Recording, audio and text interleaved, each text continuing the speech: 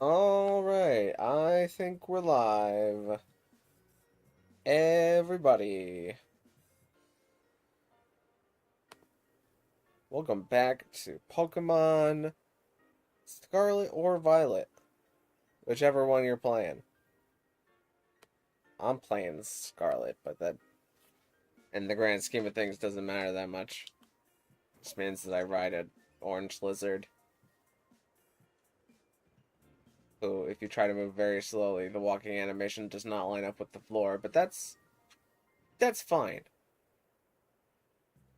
It's not fine, but what else am I gonna do about it?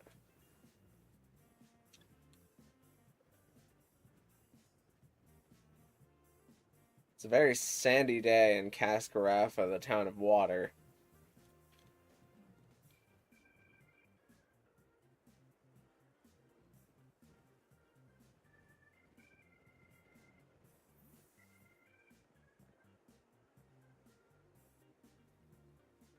You can see that guy had a text box, but it doesn't. No text boxes to be found there. Well, I'm online already. That's great. Let's see. Pocky Portal.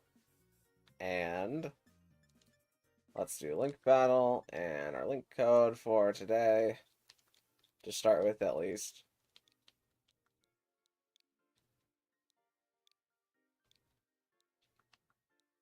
Is gonna be that town of sand. That would be a more accurately named town. We got Cherry, we got Lex.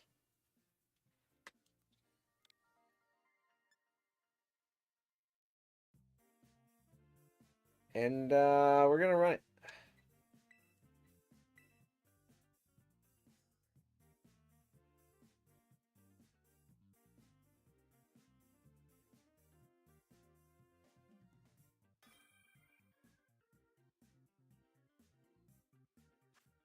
Alright, we got Cherry.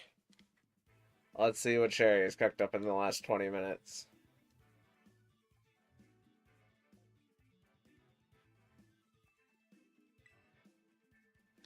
Let's pick this team. Now, Cherry's attempts is reset, so they have to win all three to win a Pokemon on this attempt, since they won their last attempt.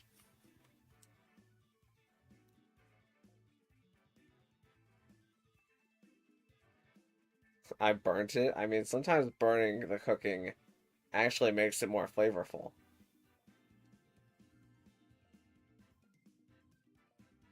It also gives you carcinogens, but like, who can be bothered? It seems like we have a pretty similar team to the prior team that Cherry's used. So now we have Goldango. So how do I play differently into this team? I'm going to start this and this. And then have this and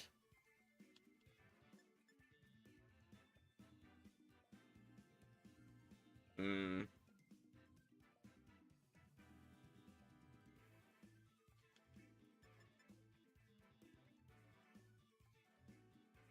Who should be four? think I need this the mo. Actually, let's grab Blastoise.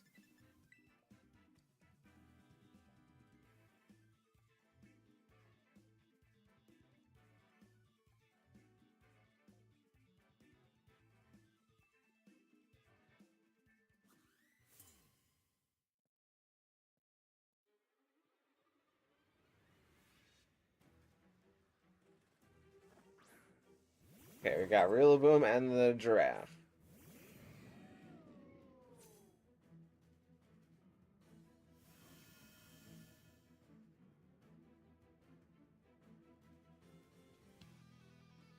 So, oh wait, I think the volume on my TV is a little high because I was watching Overlord earlier today. Okay, that's better. Let's think here. I want to get rid of the giraffe like as fast as possible, so I think I'm just gonna double the giraffe.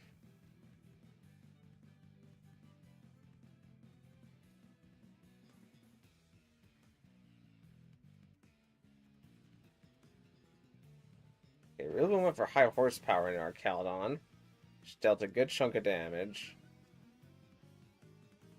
Our Caledon gets off Flash Cannon. It does a less decent chunk of damage, but we get the knockoff into Farigiraf, and that KOs Farigiraf.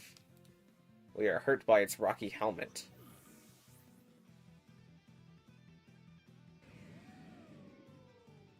And now Rocky Helmet has entered the pickup, whatever it's called, variable field, I guess.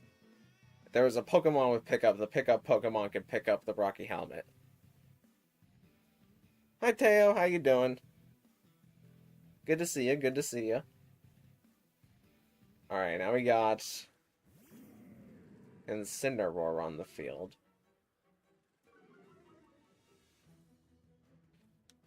I feel like the obvious answer is to...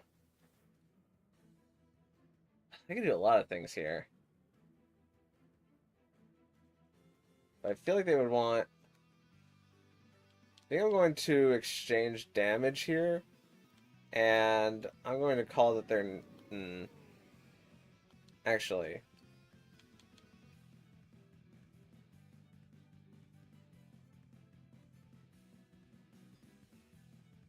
I'm going to protect Scizor this turn. And... the body press and a Rillaboom.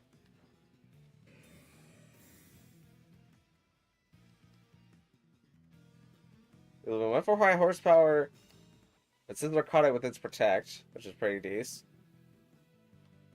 Caledon gets the body press off. That does about half to Rillaboom because it was a crit. And Will-O-Wisp tries to go into our Caledon, but it misses.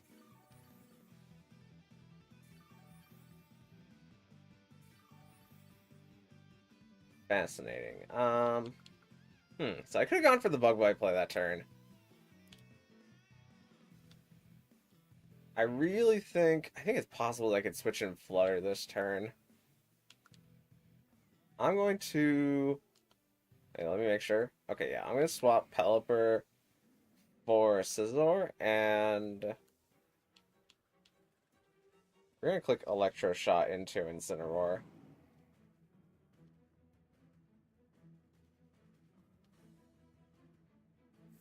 Okay, Rillaboom is getting withdrawn, but for who? Okay, Fluttermane is making an appearance. Flutter's having its booster energy activated.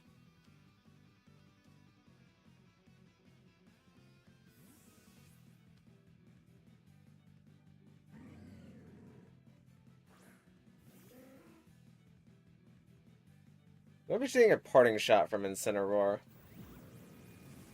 Well, we'll see in a sec.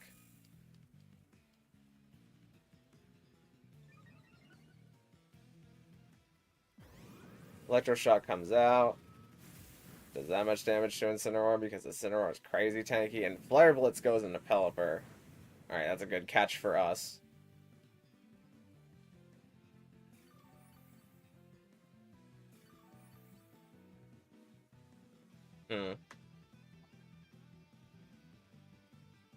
So I think I can, but Fluttermane might have Thunderbolt. I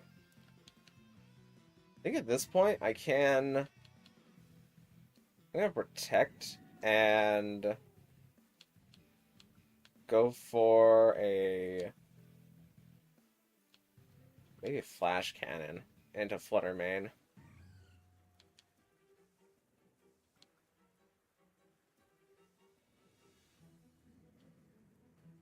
Now let's go for the Snarl.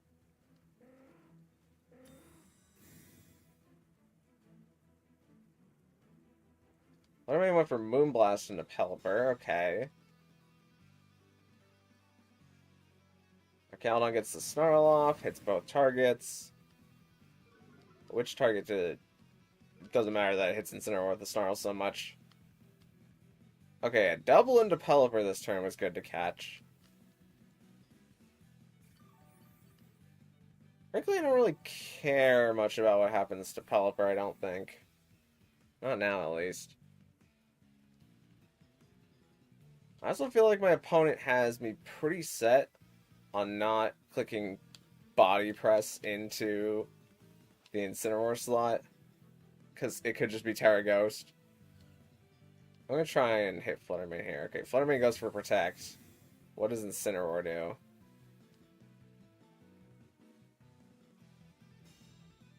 Hello, Shadow Uzumaki, how you doing? Pelipper gets off the Weather Ball into Incineroar. And that picks up KO into Incineroar.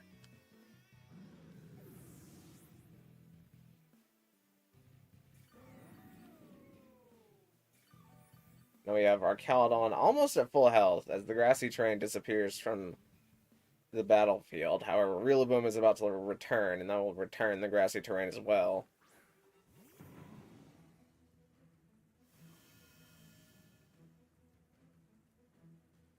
Opponent still hasn't used their Terastallization. I think I'm fine clicking Hurricane and the... You know the Body Press has a crit to KO Rillaboom, so let's just go for the Stab Flash Cannon option. It's been a while. No worries. I don't keep track of that kind of thing anyways. Moonblast comes down to Pelipper, which brings Pelipper down to that health. And Rillaboom is going to pick up the KO into Pelipper with its Wood Hammer.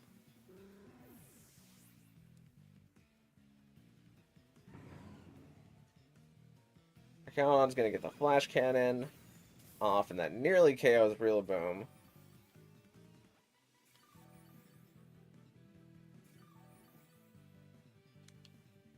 Now I can bring back in Scizor.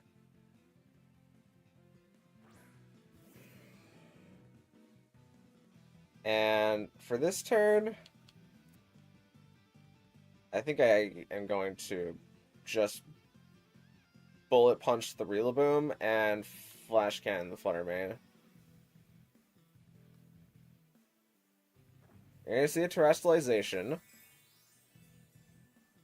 And it is Fluttermane picking up Ghost Terra. Okay.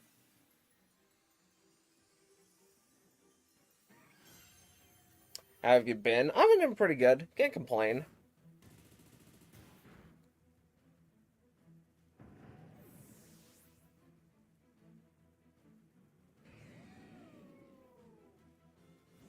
Mystical Fire comes down to Scizor, but because we are currently in rain and the special attack decrease that is on Fluttermane, Scizor lives. As the rain stops and will not return because Pelipper is knocked out.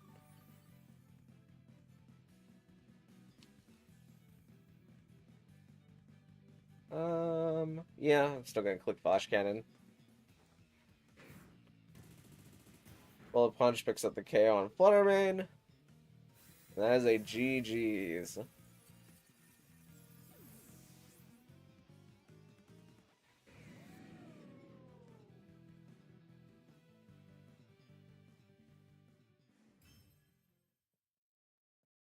Yeah, that went about as horribly as it could have. Whoops. Well, we all have our moments.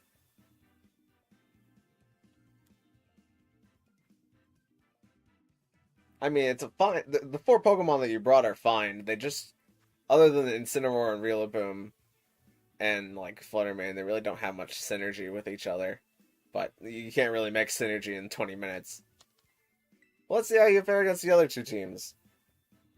And besides, this is like a burn attempt anyways, since you have to win all three. Let's just move on down the line here.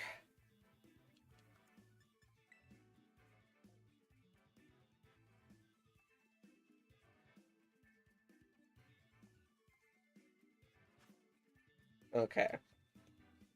So how do I want to approach this now without our Caledon? I think I definitely want this at the start and this, and then bring this and this. No, actually not this, not this. But also I need this though. Like, that's the thing. I also need this, though.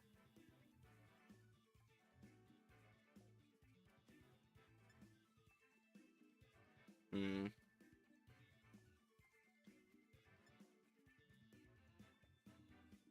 What does this help me beat?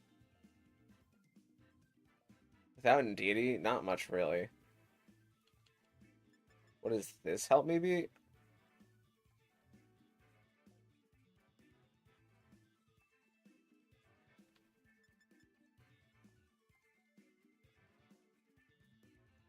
Let's bring it. I'm not gonna overthink it too much. Let's bring in Indeedee.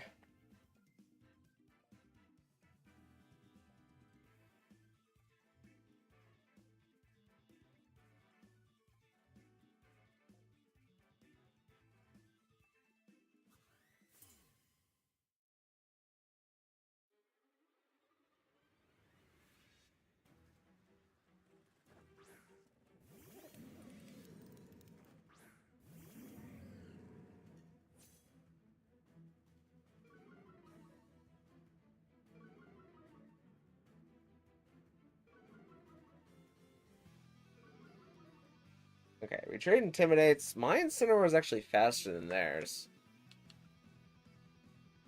So I can fake out their Incineroar, and they could swap in for Rigoraph here.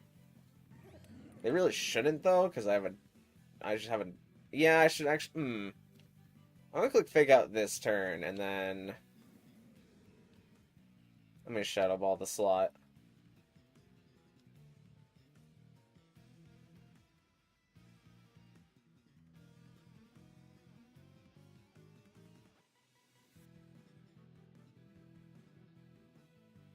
Okay, we're gonna see a Terrestrialization from the opponent.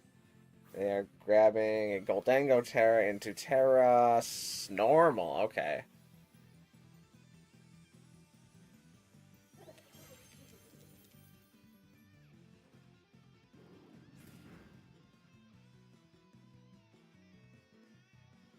Shadow Ball's not going to do any damage to Goldango now that it's a normal type. Goldango's going to get off a nasty plot.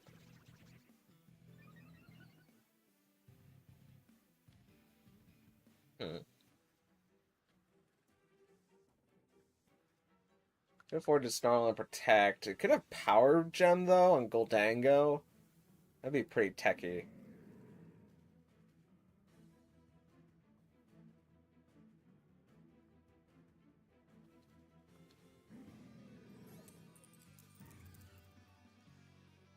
I think I'm going to go for the knockoff and Protect this turn. Incineroar is leaving in order to bring in Pelipper.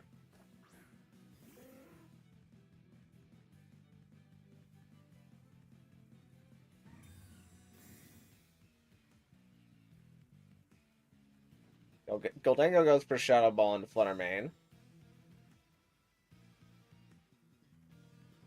Incineroar is able to get the knock off. Knocks off the Iron Plate. Okay. See, now the problem with this is that Pelipper can Wide Guard, and Flutter Mane legitimately cannot touch Goldango. However, it's like still my best attacking option. I've only had Fire Blitz on this Incineroar. I think that might be my biggest mistake making these teams, is that Will-O-Wisp has been pretty useless. And 9 times out of 10, I wish I just had Flare Blitz.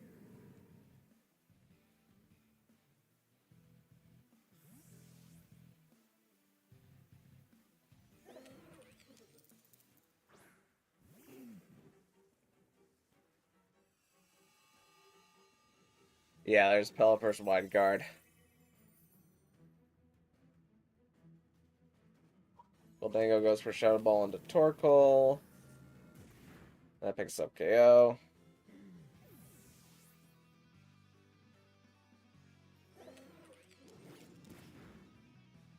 And now there's not much I can do.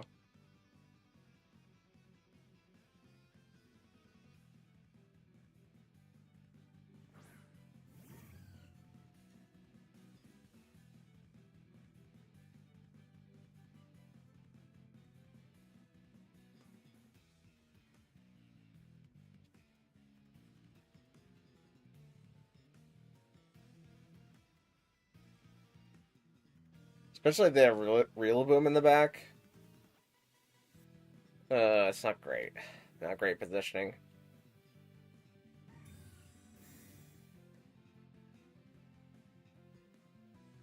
They go for the wide guard, which is super safe.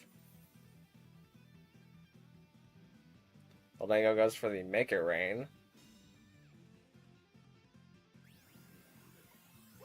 That does that much damage into Incineroar, while lowering Goldango's special attack.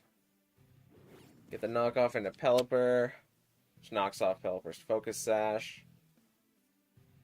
And I can take a bit of a risk here, I think. Actually, no, Pelipper's been wide guarding, so it can't protect, guaranteed. So I think what I have to do is knock off Terra Stellar and Shadow Ball.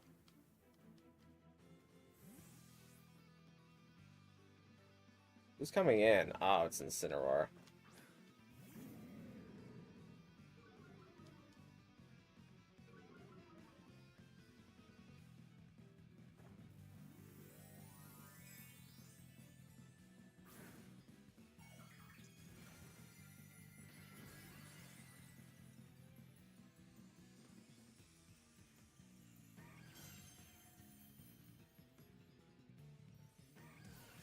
Fluttermane's gonna get the Shadow Ball into Incineroar.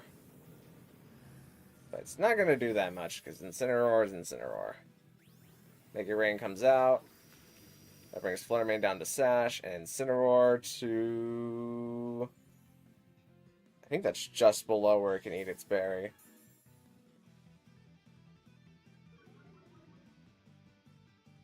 Yeah.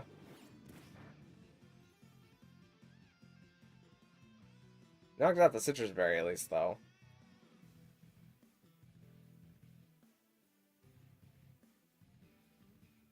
I gotta do this and hope that the Dazzling Gleam gets the KO Goldango, if Goldango's gonna attack or protect. Incineroar's gonna leave. Does Pelipper return? No, Farigiraf comes in. Dazzling Gleam, Tower Stellar boosted. Gets the knockout on Goldango. Okay, that's pretty big.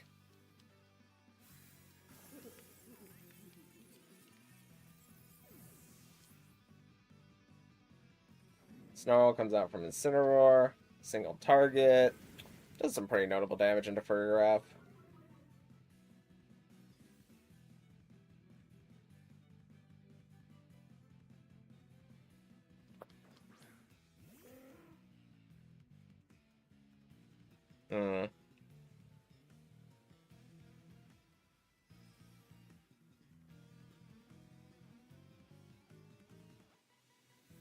Now I feel like we're playing kind of an interesting 50-50 here.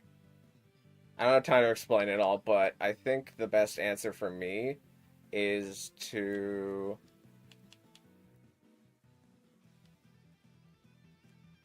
I don't know.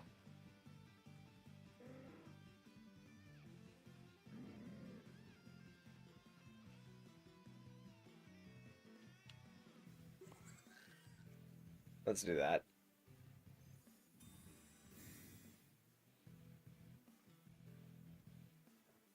Pelipper went for the Weather Ball, but it was into Fluttermane instead. So what did Farigiraf... Oh, Farigiraf's not faster than Incineroar. Okay, okay. Good knowledge to know. Hurt by the Rocky Helmet, but that's going to allow Incineroar to eat its berry, which I am perfectly okay with.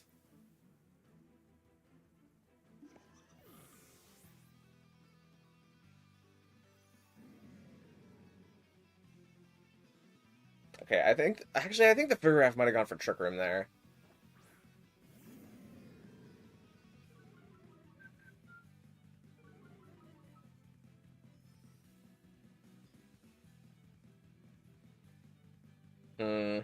Okay, now how do I get out of this? The Pelipper is faster than Incineroar, so it's gotta click Weather Ball into that slot this time. But the opposing Incineroar is just gonna click... DD really ain't doing much if it ain't gonna get something done this turn. think I have to Shadow Ball into the Pelipper for as much damage as I can get.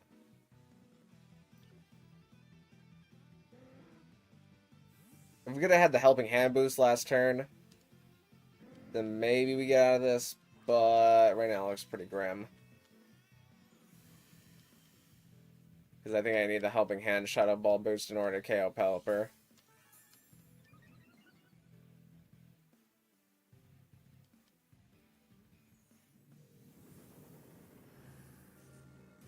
Oh no, Pelipper gets KO'd by that. Okay, okay. Now this is a little bit more interesting. It knocks off into Flutter Mane, but their Incineroar is intimidated now. And we have Helping Hand boost.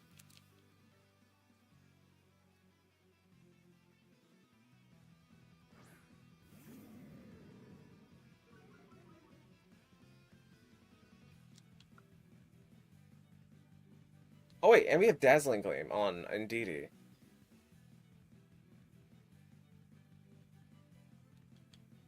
Should I? Oh, I'm not sure what the best turn is here. If I protect and they attack Incineroar, then it's kind of pointless.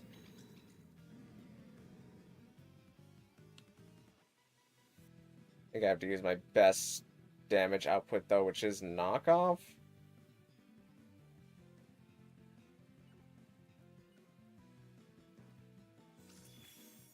This is going to be close.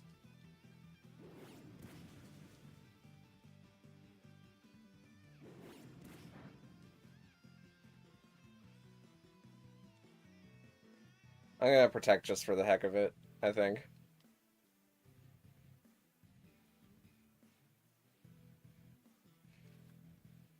It'd really be determined if they knock off into Indeedee on the protect turn.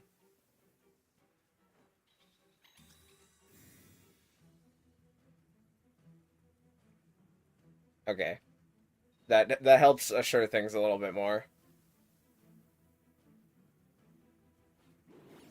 Did they use Terrestrial? Oh, right, they Terrestrialized Goldango.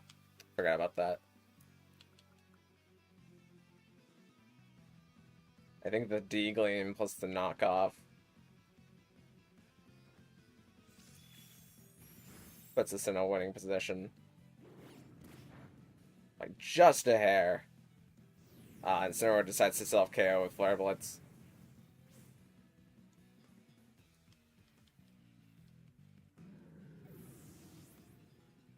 Fair enough, fair enough.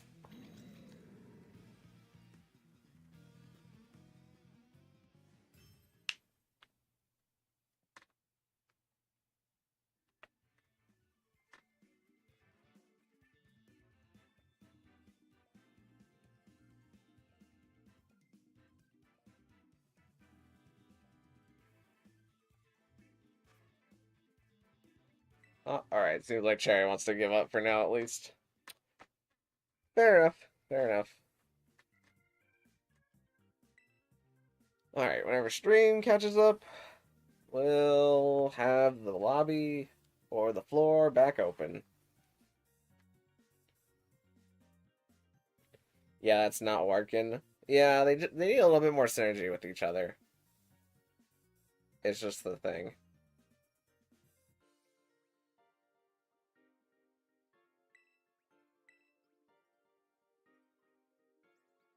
It's like, maybe you'll understand a little bit better why I got rid of our Caledon, because our Caledon was like a major synergy piece in that team.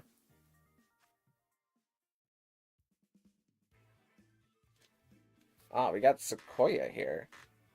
So hopefully Sequoia picks Official Rules 1, because that's the format that we're playing in. Have I fought a Sequoia before?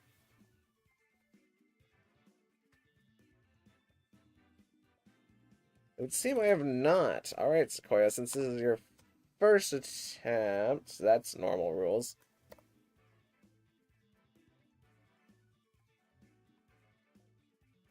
Sequoia, if you also have a chat name, could you maybe chat to let me know? But give me just a second while I hide whoever I'm going to be picking. And let's go this team. And we'll see what Sequoia picks. Hopefully it is a Reg F team, since that's what we're playing.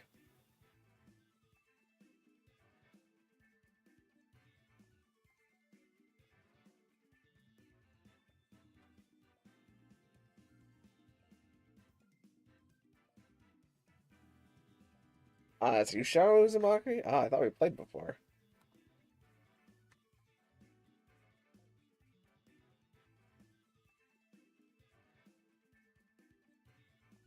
Apparently, we have not played before.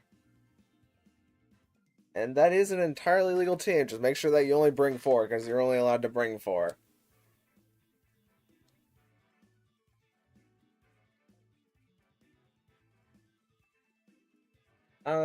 Let's think here. I think I want this, and this, and this, and...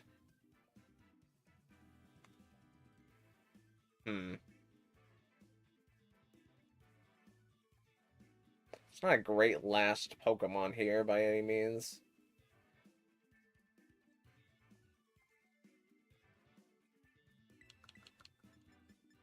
Let's do that.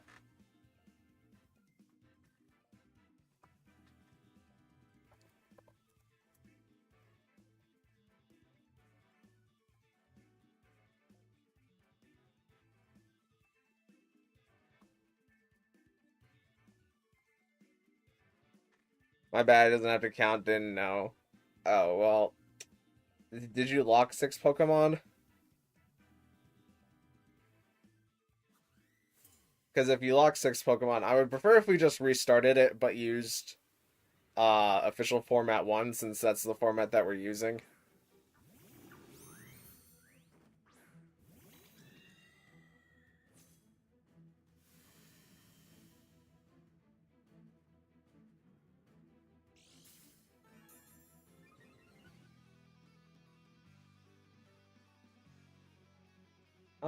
Let's just see how this goes. I think I actually want the Gleam off here first.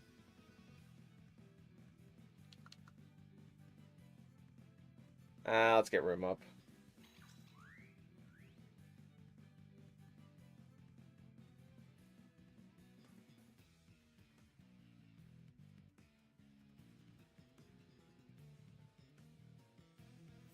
Alright, Palfin's just gonna hard withdraw into PS5, the Metagross.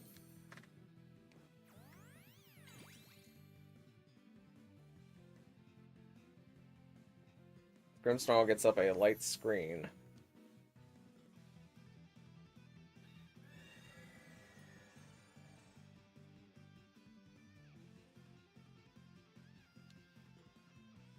Let's do this, and I think Metagross is the biggest threat to me, so I'm going to try and get rid of that.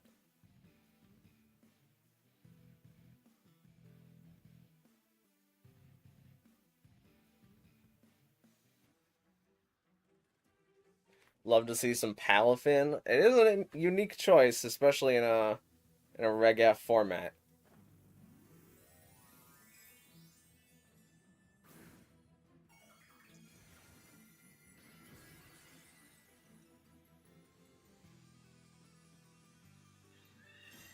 How you doing, Ushku?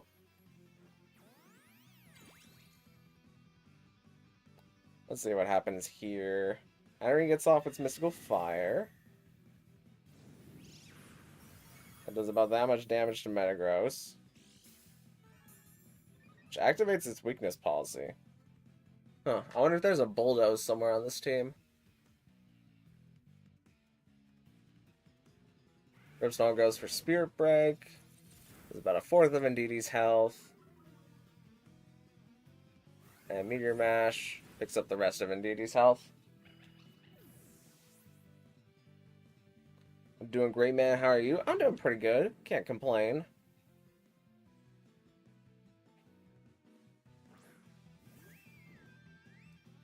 Alright, I think Hyper Voice and Dazzling Gleam combo will pick up KOs here. Even with the light screen being up.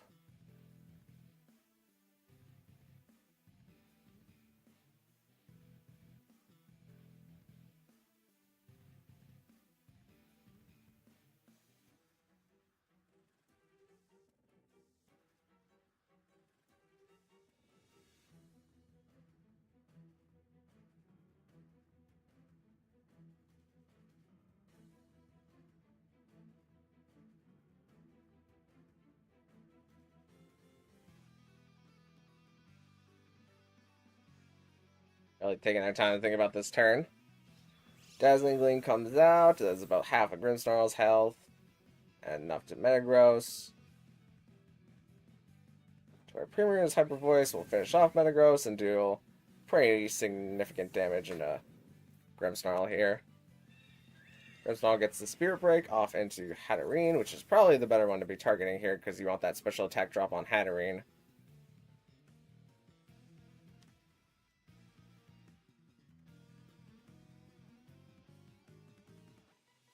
So we're now going to see Korra hit the field. Ah, Korra was the name of the Palafin.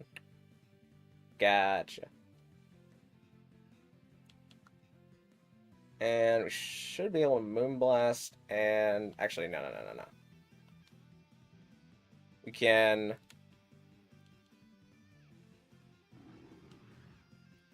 Moonblast, and then I think Expanding Force is fine with me.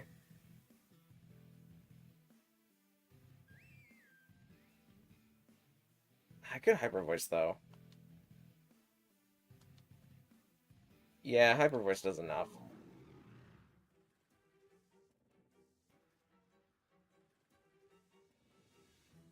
Actually, wait.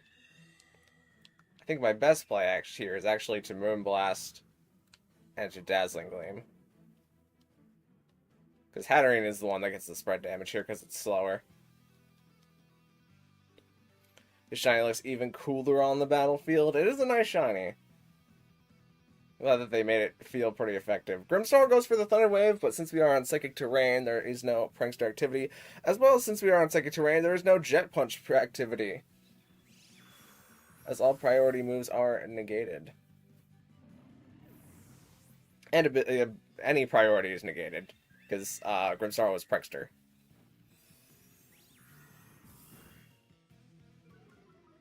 And add a little bit of insult into injury, Moonblast lowers the Palafin's special attack, but I would be willing to gamble that it's not planning to use that too much. Now, who is the last or fourth Pokemon that we are going to see here?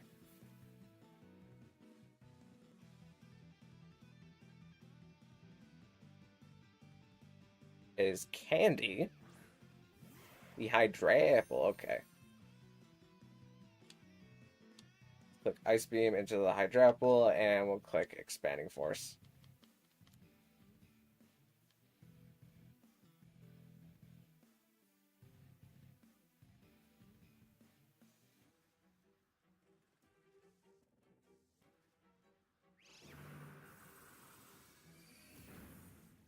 Expanding Force does not pick up the KO on Palafin.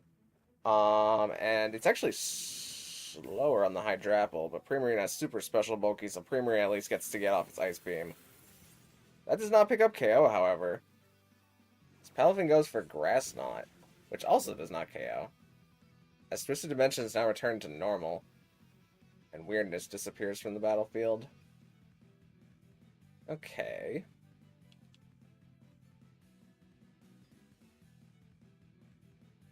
So let's protect. Actually, they can't Jet Punch both here, and we know that Primarina is faster than the Hydrapple. So I'm gonna go for the Hyper Voice and the Dazzling Gleam here. That should guarantee at least one KO. Second Terrain with Trick Room is really good, yeah. You invert the speed of everything, so all your slow mons go first, and then you negate them using any priority against you. Jet Punch is going to come out into Primarina, okay.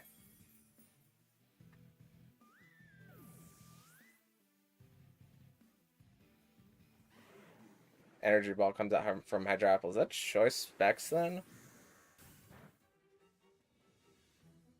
I guess they could have gone for a Dragon-type move there, but we'd still be fine because we have Rillaboom in the back. And Rillaboom can handle both. With, Grassy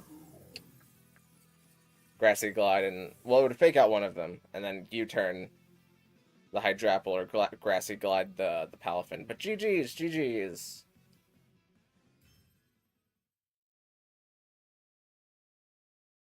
So unfortunately, Shadow Uzumaki, you can't get a Pokemon on this attempt. However, you are still allowed to play out the other 2 battles if you would like, and if you decide to attempt again after this attempt, then you only have to beat 2 out of the 3 battles, so I would suggest trying. But we are going to have to battle with different rules, because I would like to confirm using official format 1, since that makes it so that you can always only bring 4 Pokemon.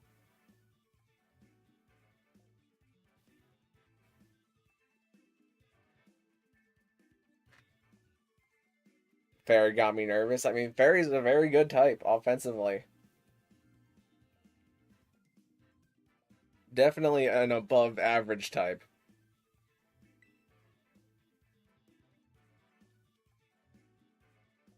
Yeah, just pick that official format 1.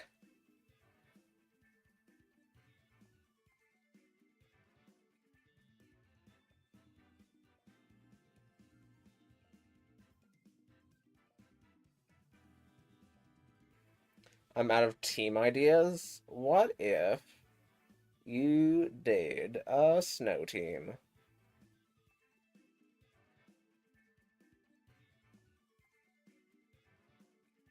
Official 1? Yep, official rules 1. Alright, let's hide screen for a sec, just so I can pick between the other 2 teams. I'll build some suspense in the audience as they wait to see what team I have picked.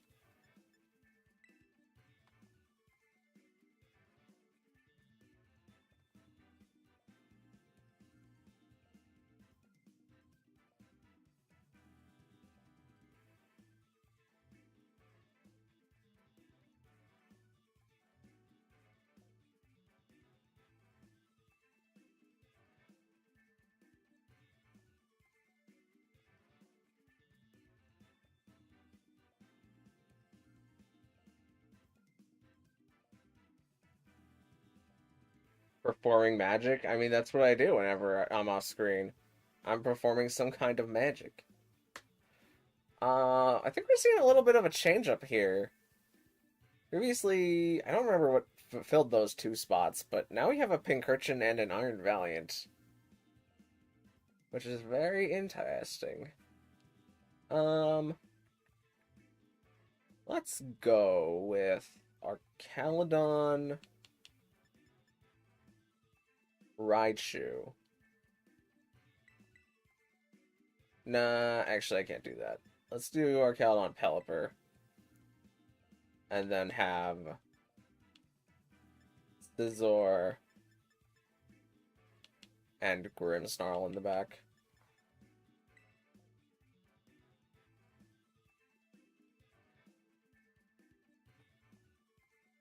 And we'll see how it plays out.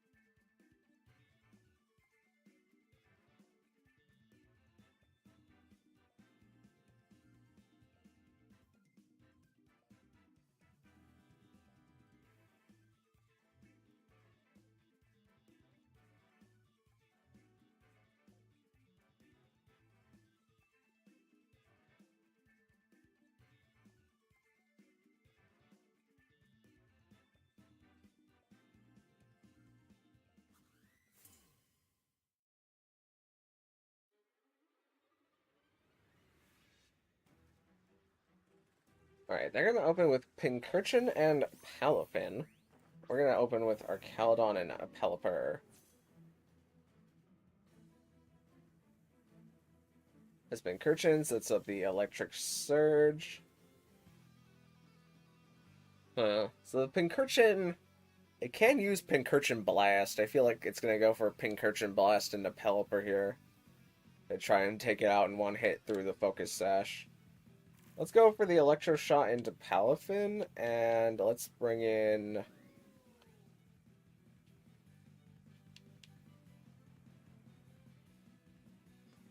Actually, let's just Protect for this turn.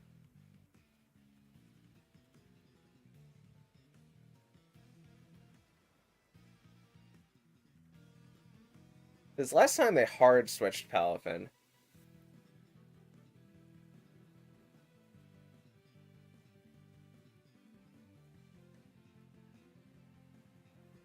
This time they did not. It's similar for bulk up with Palafin. Yeah, with Palafin. I was about to say Finnison, but that's not how Palafin works.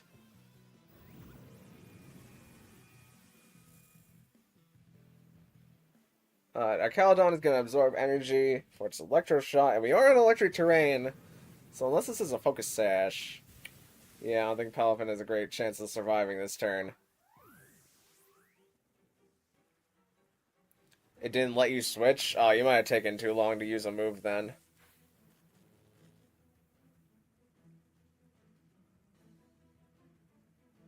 If the turn takes too long, then it'll just force you to use one of your moves at random.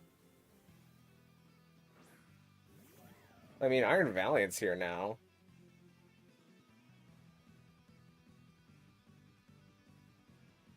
I mean, this could be... I don't know what this Iron Valiant really wants to do. We have Snarl and Hurricane here. I see a Terror from the opponent.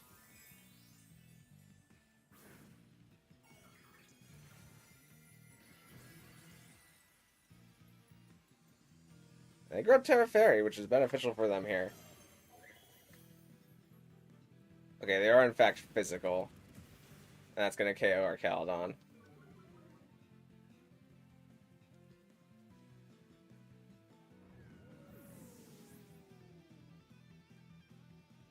Get the Hurricane off into Iron Valiant.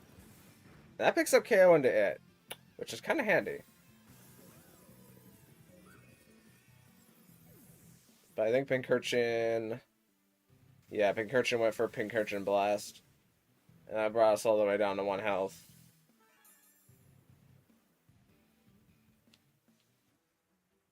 So it could be in the... What would be the worst thing to see in the back? Probably be Metagross, but I can knock off the Metagross. The Metagross wants to Bullet Punch me. Let's swap in Scizor. Candy, okay, it's Hydrapple. That's a bit better.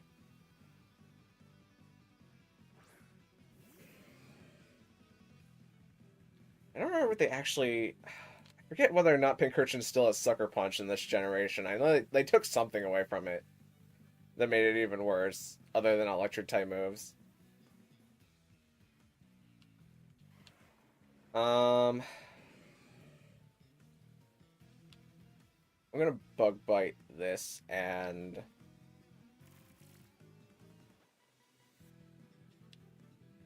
protect this turn.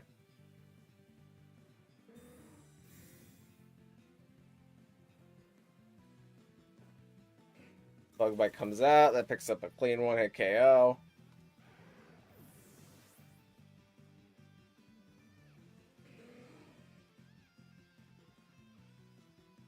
Pincurchin tries to go for Pincurchin Blast, but Pelipper protects it. And...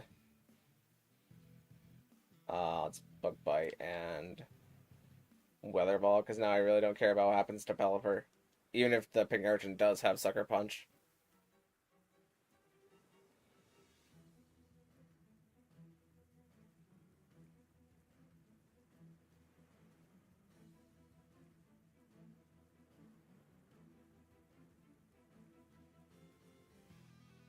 Alright, they decided to forfeit. That's fair. GG's, I think I do a little better with singles. I'll be back. Alright, sounds good. I mean, you can still do the last battle if you want, but if you don't want to, it's also fine.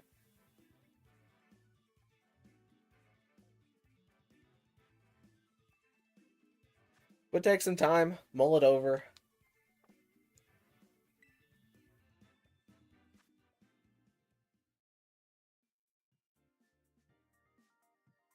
And I'll open the floor once stream catches up. But you've done your first attempt, so now you just have to win 2 out of the 3 battles next time.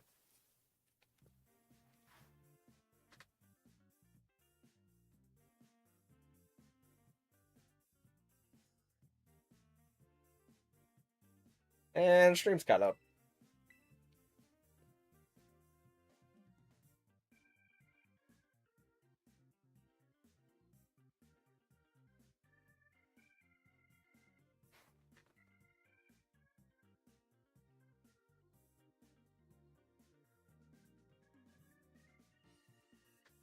I'll save my Pokemon the trip to the Pokemon Center. I mean, that's fair. Could have stopped at Target, though. I need a couple of things at Target.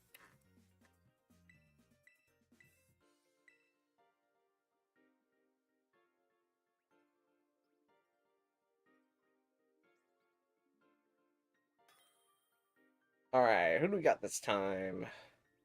We got Lex.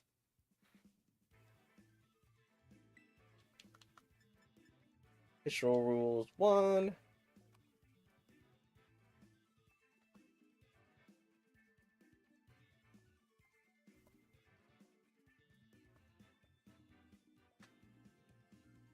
And let's... I'd screen for just a sec. And let's shuffle it around. Let's pick this team.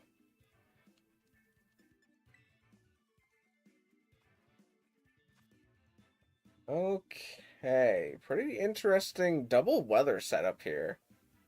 With the Pelipper and the Torkoal.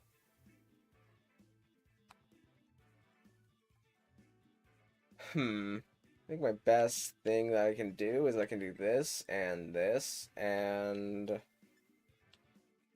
have my weather in the back, and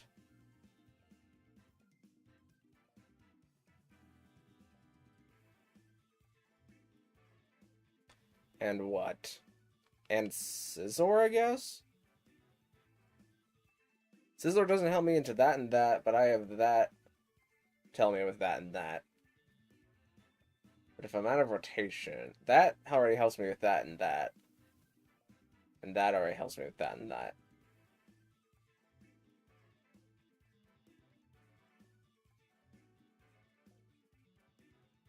I feel like it's a real 50-50 between who I want to bring here. My answer is going to be Blastoise, though.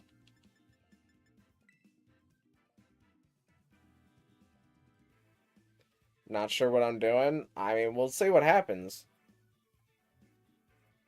Double weather is a little bit difficult. Oh, you also have double terrain. But you got all the doubles. What's that line from I Think You Should Leave? Like, I got doubles of the Fords, doubles of the Maseratis. I got triples now, triples of the Maseratis. Got triples of the Bugattis. And if this last deal comes up on my phone, I got triples of the Cavaliers. Okay, it's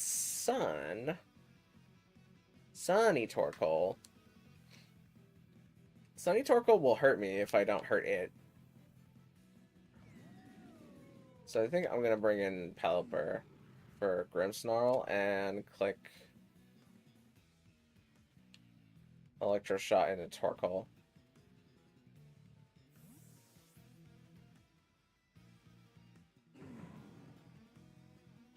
It's perfectly possible they might fake out Archaludon and then Eruption here. No, they decided Grassy Glide. If they faked out Archaludon and then went for Eruption, it wouldn't do too much.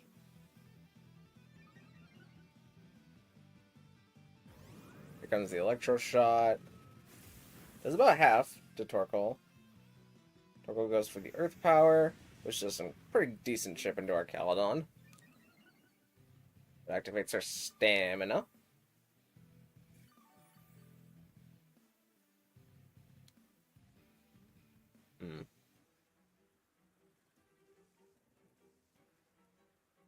I really don't want to lose my rain, especially against another weather team.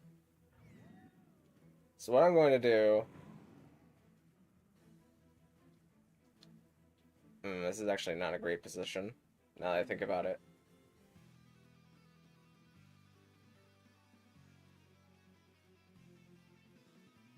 I'm gonna protect and I guess body press into Rillaboom.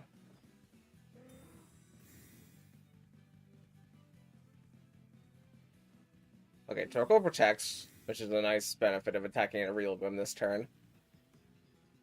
Rillaboom tries to go for the Grassy Glide.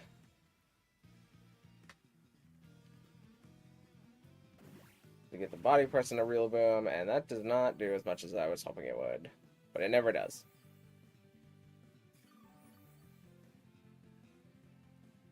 So they can either swap Torkoal this turn in order to get the weather reset. The worst thing that could happen is they decide to...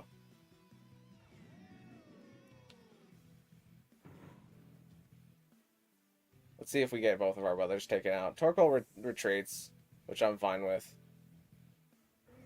As Indeedee comes in.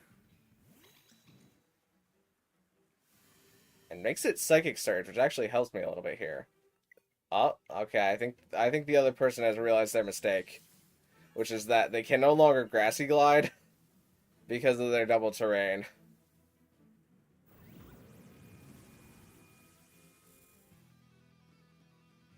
But let's see how this turn plays out. Oh, was that just an error? That's unfortunate, Lex.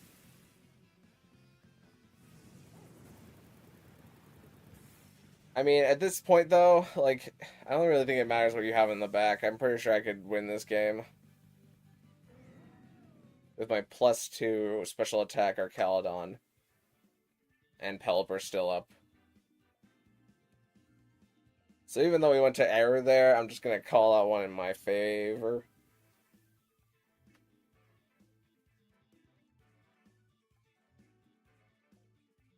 And if you want to move on to the second battle, that's perfectly fine, but I would highly recommend rethinking bringing both Rillaboom and Indeedee and Torkoal and Pelipper. Because that's a lot of anti-synergy. Made a team in Showdown, time to make it in-game. Sounds like there's cooking happening.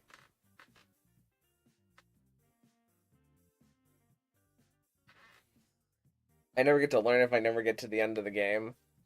I mean, that's partially true. Like, I could play out the rest of the game. So what did you have in the back? Because I had Blastoise and Grimmsnarl in the back, and you saw Grimmsnarl.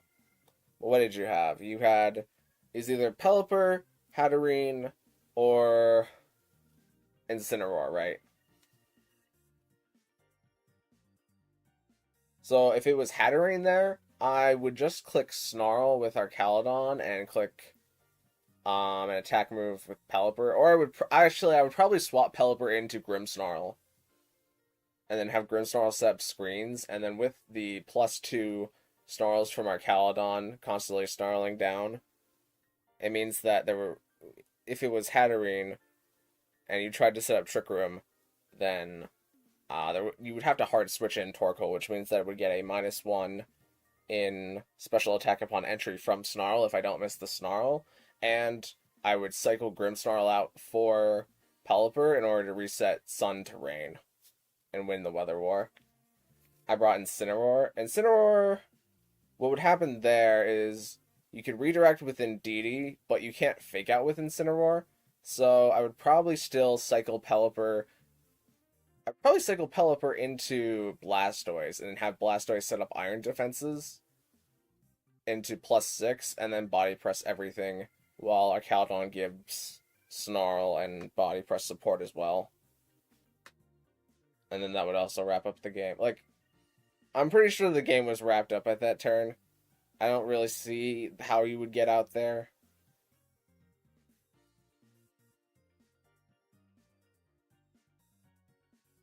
Which I think is just in the team composition. But Lex, I think... Here, actually, I'm going to swap to Pokemon Showdown for a sec here. Just to show you what I'm thinking about swapping around some things on your team. In just a sec.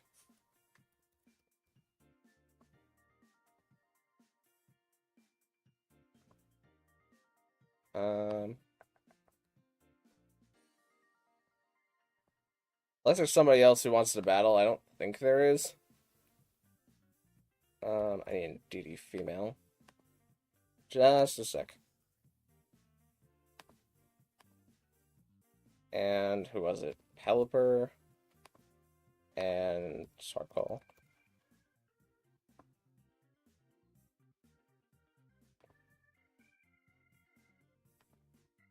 Ignore that thing in the top right corner.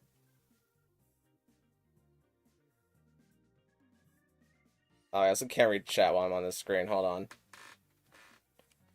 I would have backed into Torkoal with U-turn. Well, U-turn, you'd still be slower than... Like, you don't have a way to set Trick Room unless your Indeedee has Trick Room, but I don't think it does. But, like, I would still take out Pelipper, now that Torkoal's not on the field, and bring in Blastoise or Grimmsnarl, and then whenever Torkoal returns, I just reset the right with Pelipper. Let me get my phone just so I can read chat while I'm on the Pokemon Showdown screen.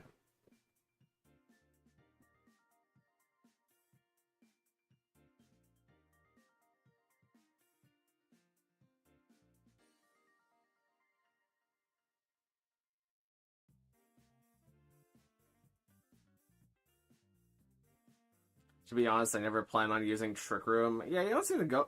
It's not that Trick Room is bad, it's just that you never really go for it, mostly because I don't...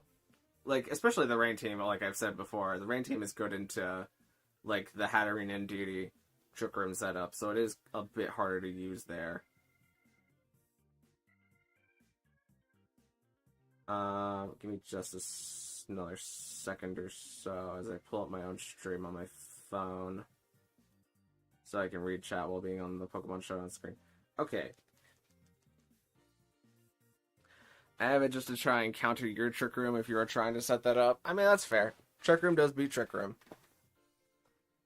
That's Farigiraf's whole thing, why it's used on so many teams, and especially Regulation G, is just to click Imprison and Trick Room. But I think what you can do in order to shuffle things up is we really don't need Pelipper here, so let's get rid of that guy. And because we have both Incineroar and Torkoal, and Incineroar works more as a form of speed control. If you want to go the Trick Room setup, let's... Actually, I should have made a duplicate of this team first. Let me duplicate this team. So I think what you can do instead, here's the first version where we bin Pelipper and we go more Trick Room oriented. Rillaboom's really not that great on Trick Room. I only have it on my Trick Room team because I needed a grass type and I needed Rillaboom to be on a team. But let's get rid of Incineroar and Rillaboom right now. Then you have the Lilycole, so let's put Lilligant back on. And immediately these four create a wide variable of openings where you can go, you can have your Indeedee hat, but that won't work against the Rain team, but it can work against the other two teams, depending on how you play it. But you can also have your Torkoal Lilligant in the beginning, and that exerts a lot more pressure on the Rain team, especially if you don't bring in Torkoal right away, because you can bring in, like, Lilligant Indeedee, and then swap Indeedee out for Torkoal, because that gets the sun up immediately. And if I lead Pelipper, then that means that you win the Weather War, and Lilligant gets to be on the field for... Lilligant gets to have its sun, instead of having to compete with Pelipper.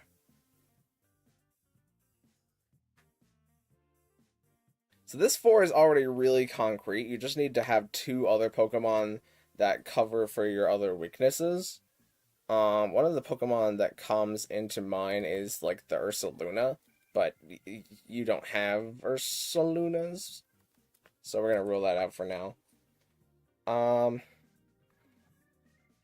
You do have Lilligant for the fighting type damage to overcome the Archaludon, but another really good one is Conkeldurr in like Trick Room setups. Because what you can do is you can have Lilligant in Sun be really fast with, like... Sleep Powder is a little inconsistent, but Sleep Powder, after you...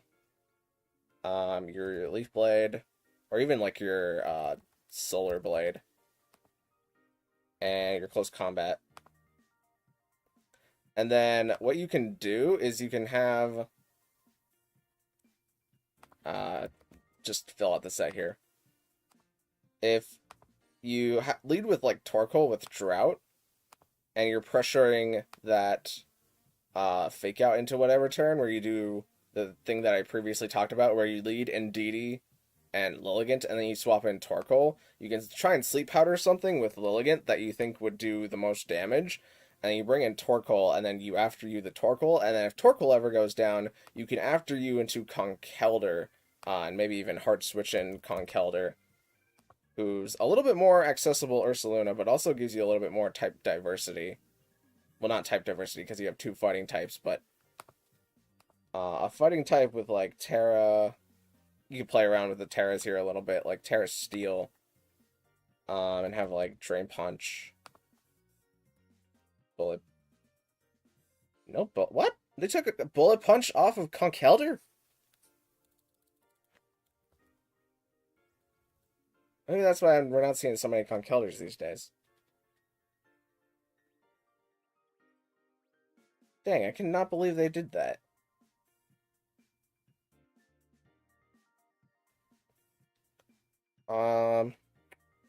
What do we replace with that? I guess there's nothing quite like Bullet Punch.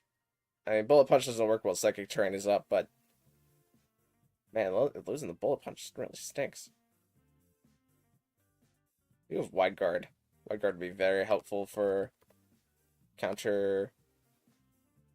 Like, whenever you think something on the field is going to go for a spread move, Wide Guard is very handy. And then, like... You have Sun, so you could be Fire Punch. But that's a lot of Fire-type stuff anyways. Oh, Knockoff. Got the Knockoff.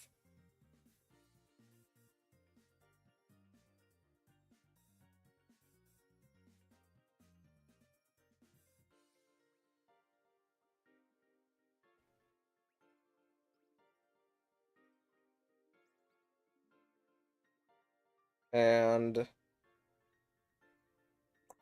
You're just Helping Hand. And then, instead of running an Indeedee, like, I have my Indeedee, you could do, like, instead of Protect, you could just have Trick Room to make it even harder to tell what's going to happen. Trick Room, Helping Hand, Follow Me, not Follow You, Follow Me, and a damaging move like just Dazzling Gleam.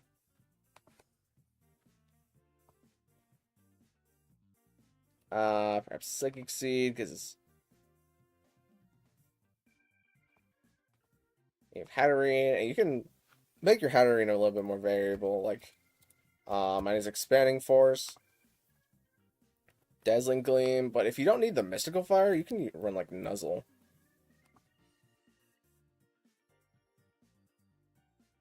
Definitely helps a little bit in the Trick Room matchup, because it adds a little bit more variability. And then Trick Room. But instead, you could also do...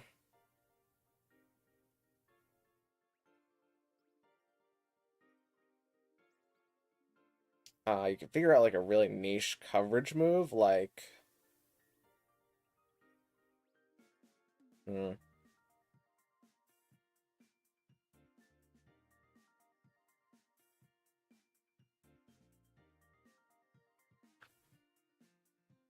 Something meaningful.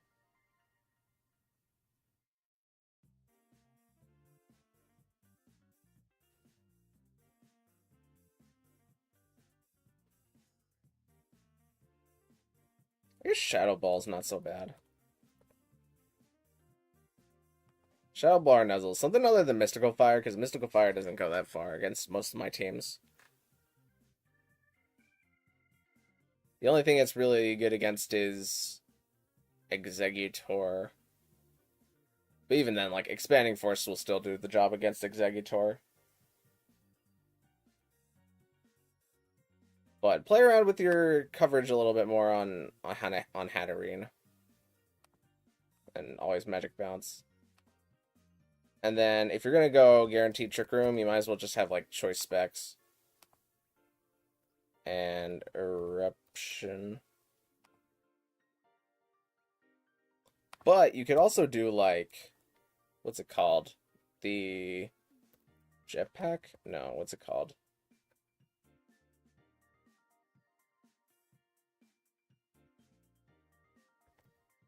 Eject pack, that's what it's called. You can do eject pack overheat. And then once your stat drop is lowered by overheat, or once overheat gives you the stat drop, your eject pack will cause you to switch out, and then you can switch into one of your other Pokemon. So, say you lead like Indeedee Torkoal, for example, and you want Indeedee to set up Trick Room, and the attackers are concerned that Torkoal is just going to click Eruption, which is something that you could do. You could have both, like Eruption, Overheat. Again, it just makes it more variable.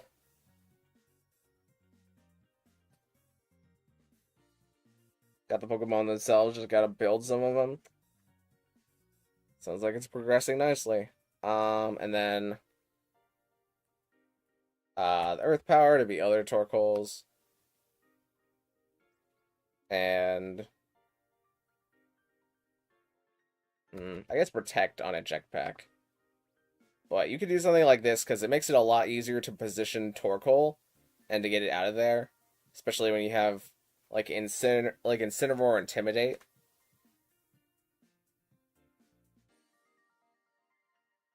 But it allows Torkoal to escape like mid-turn. So if Arcaldon is like trying to snarl it down, it'll activate the eject pack, and then you can switch into one of your other Pokemon to beat Arcaldon, for example.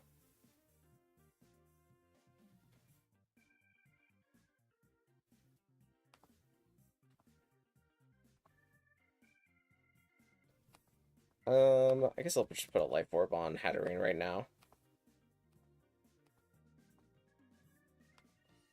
And then your last Trick Room on? Perhaps something Dragon. I would say Arcaldon here, but I'll come up with something a little bit more creative that like works in Trick Room with all the other Pokemon that have already been brought here. So what if we had like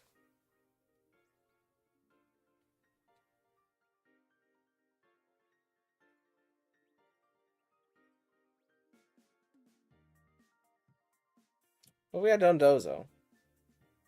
It has water coverage. Dondozo's good in Trick Room because it's naturally slow. If you're oblivious, then you don't care about being intimidated by Incineroars. You can do like Wave Crash, Yawn.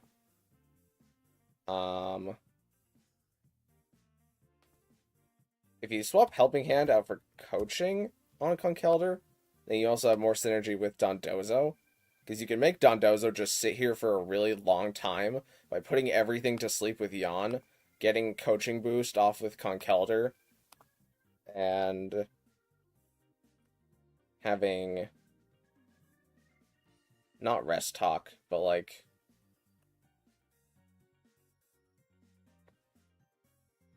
what other moves do you run in here? I guess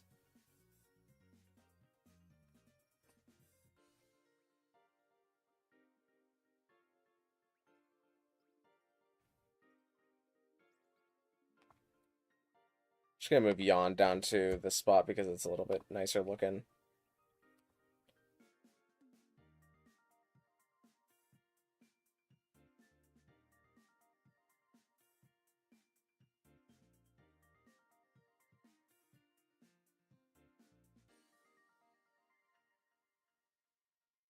What helps the most? Wave Crash helps you beat like Fluttermane, helps you beat Incineroar whenever your sun isn't up, helps you beat Torkoal, helps you beat. Here, let me go to my actual box to see what was available.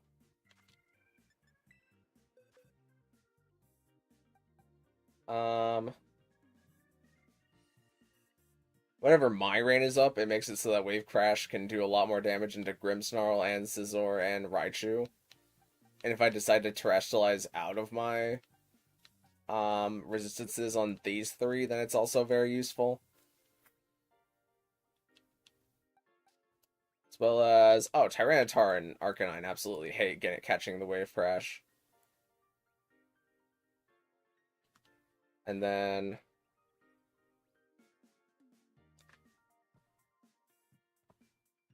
you can surprise me with a Terra and do like something Terra Blast.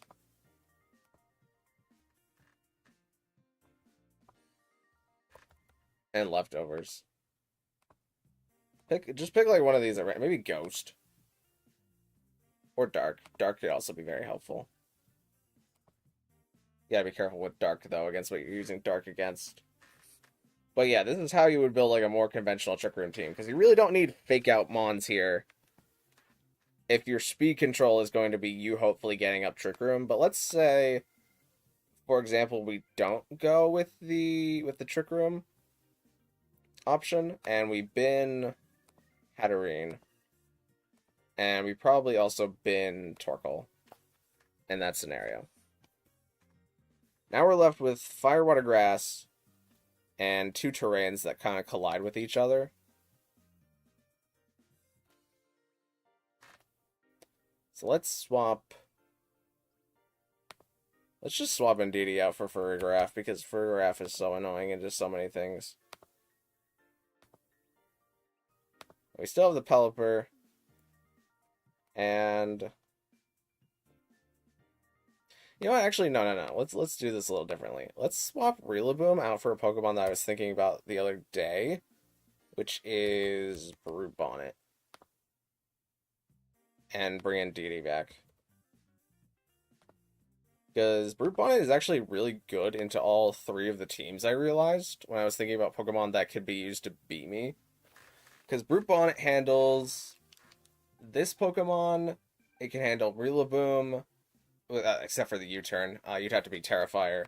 Let me just change that. Terra... Fire or... There's a lot of Terras that you can pick on Brute Bonnet to help surprise me, but... you can pick Fire, and then, like... Seed Bomb. We don't have Knockoff, do we? No. But we have Crunch. And then, like, Terrafire, Terra Blast, and Spore. Let's replace the Amoonguss. And we do, like, a pretty basic Indeedee, where we don't necessarily need Trick Room. But we can Follow Me. Helping Hand.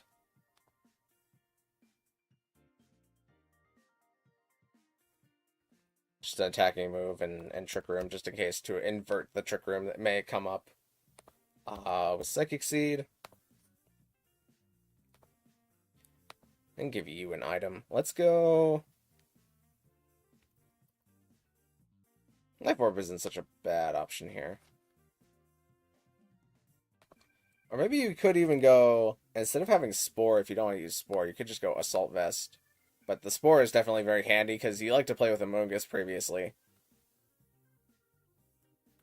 So you could just swap in Brute Bonnet for the Amoonguss and play very similarly. And then who do we have here? I guess, like...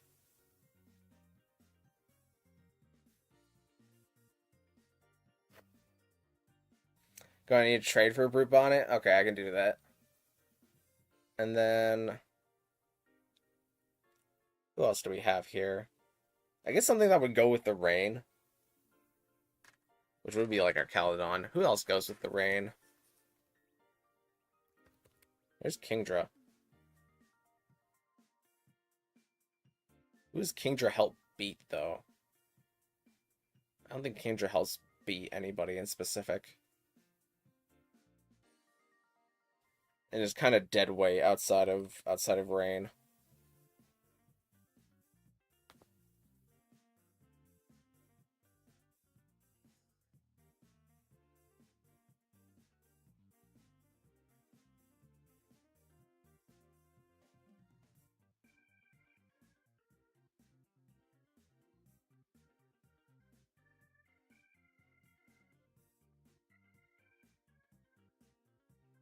Who are our other Swift Swim Mons? Oh, we have Overquill, which is off limits here, I guess. It's also Basket. Ooh, Basket Legion is kind of interesting. It collides with Psychic Terrain because you want to go for Aqua Jet, but ooh, there's Dreadnought though. Dreadnought's not so bad. With just like a raw choice band Swift Swim, it can do a lot of work.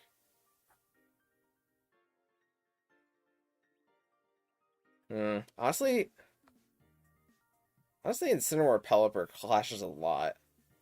And Incineroar and DD clashes a lot. Even though I have that on the Sun team.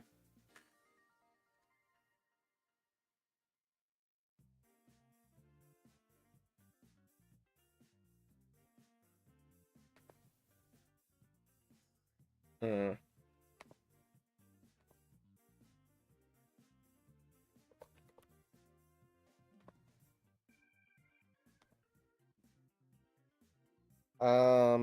Let's do Tailwind here. And Protect. Protect or Wide Guard. Both are fine. I'm gonna put Wide Guard here though. And then like Focus Sash here. Let's ditch that Assault Vest now that I think about it. Let's do Life Orb. Or maybe even clear Clamulet.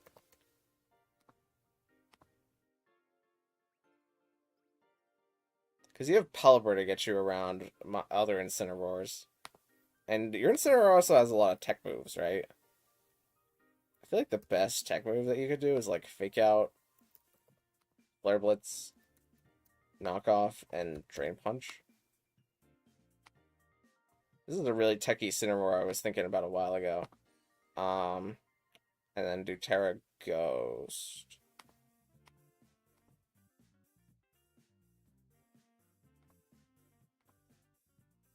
Do Leftovers, and oh, let's do Annihilate. Annihilate's really good. Defiant. Choice Scarf allows you to outspeed a lot of things. Let's put like Terra Water on it. Wow. Actually, let's do Terra Poison. And then do like Shadow Claw. Close Combat. Coaching. And oh, Final Gambit.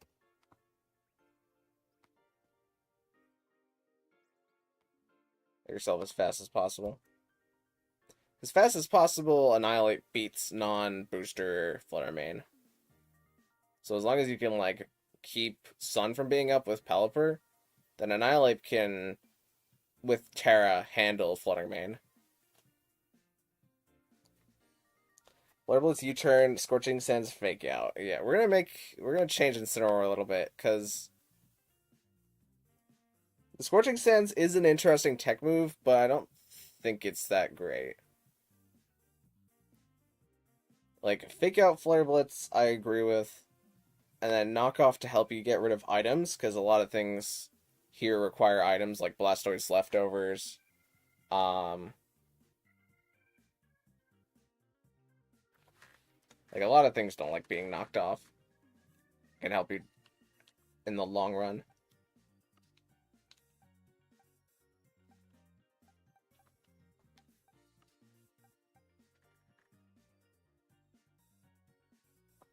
And then Drain Punch for, like, recovery reasons, because you can use, like, Coaching with Annihilate, and you Fake Out with Incineroar, and then you have a free +1 on Incineroar for your offense and your defense.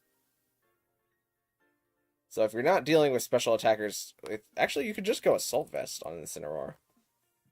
And then get a bunch of recovery back from Drain Punch.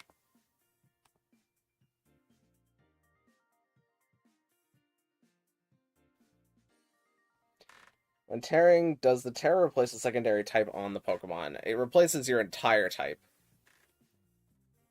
So if you're Fire Dark and you Terastallize into Ghost, you're no longer weak to water. You don't get hit by fighting. It's just your entire type is just replaced with being that Terra type.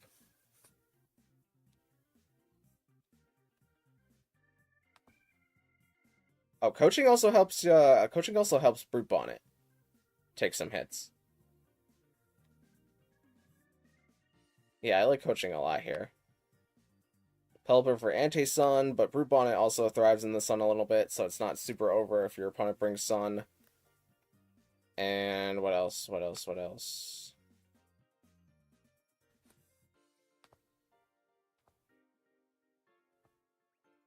Perhaps something that could benefit from the coaching as well, but doesn't get intimidated.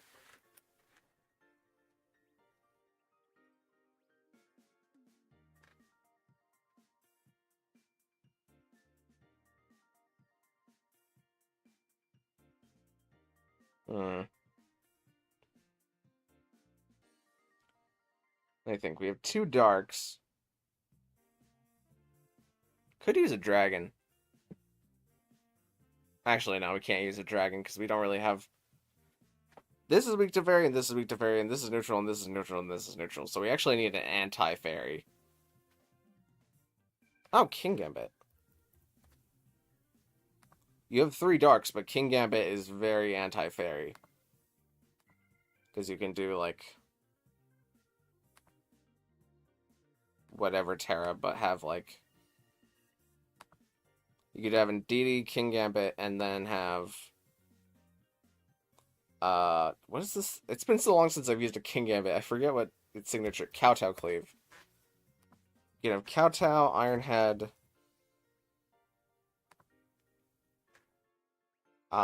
Sucker Punch, just for whenever you're not on Psychic Terrain. And King Gambit does so good into the Trick Room, into the Sand and Trick Room team. Because King Gambit can handle this, it can handle this, it can handle this, and it can handle Hatterene. As long as Hatterene's not going for Mystical Fire straight into it, but that's what you have Indeedee for as well.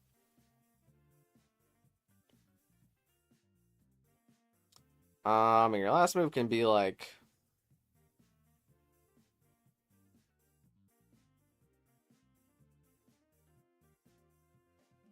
We just low kick. Either coverage move or protect. I think protect is fine here. And then black glasses.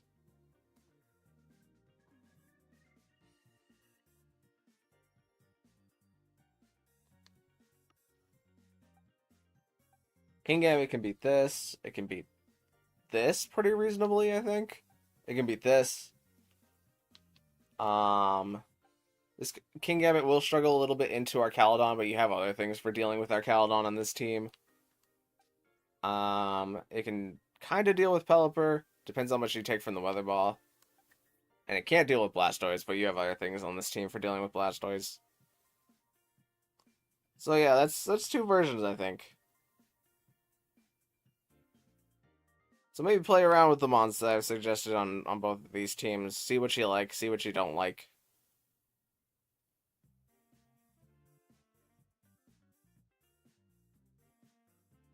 But it seems like Cherry's ready to go again, so let me grab... This is a console.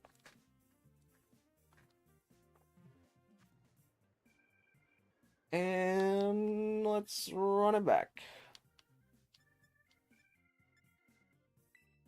Oh wait, hold on. Let me go see about that Brute Bonnet. Just so I don't forget.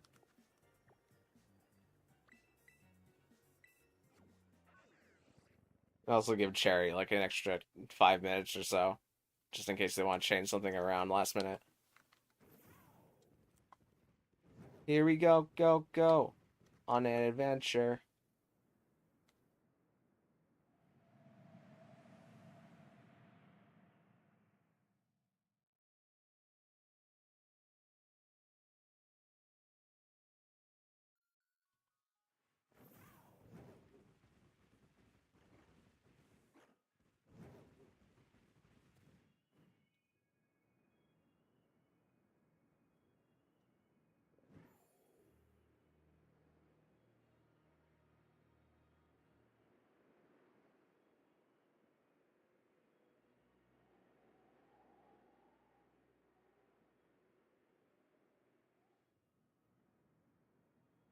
Is it just me or is the Area Zero theme like especially quiet right now?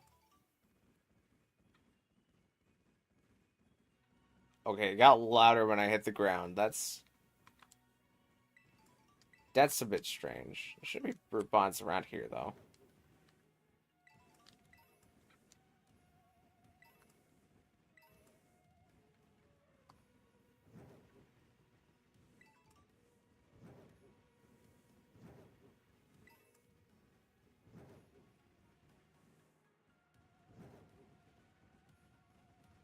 They usually spawn in this little dark area that's like below the research station. There's one. Hope it hasn't noticed me. It'll be easier if it hasn't noticed me.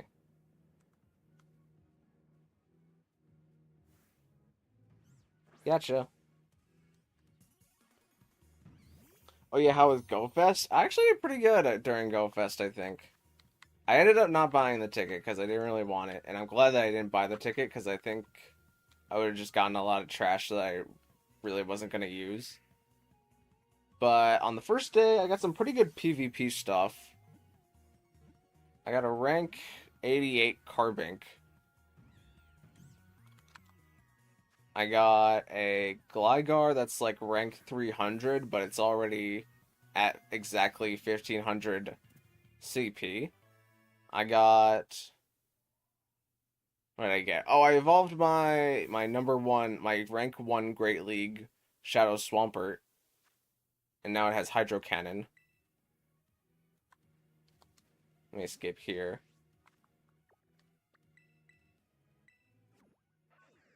And what else did I do?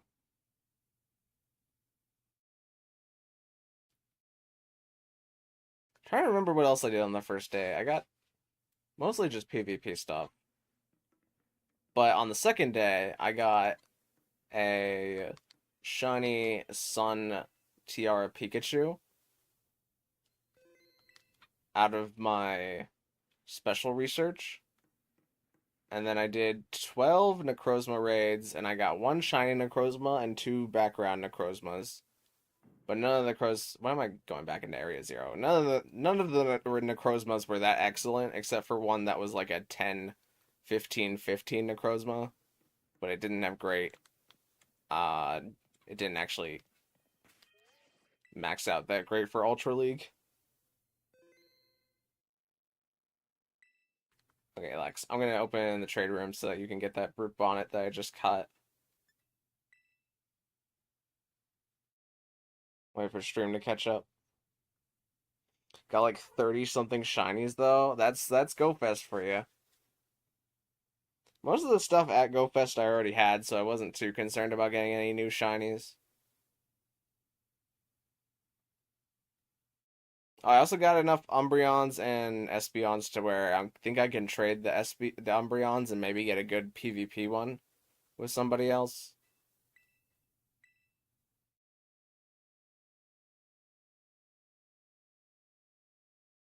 You did 24 Necrozmas, a 1 shiny, a 1 super small, and 7 backgrounds. That's pretty good.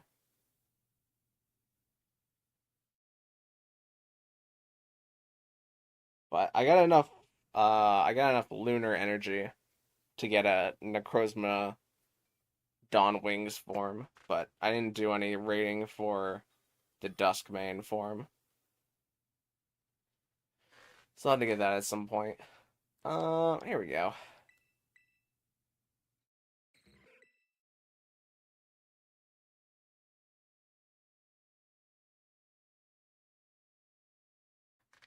Two of the backgrounds are 15 attack and plus 12 others. That's pretty good.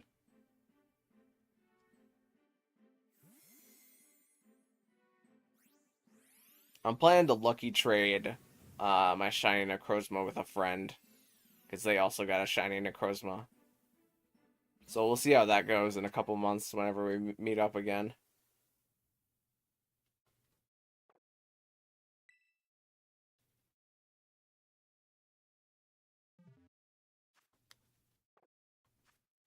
Alright, let's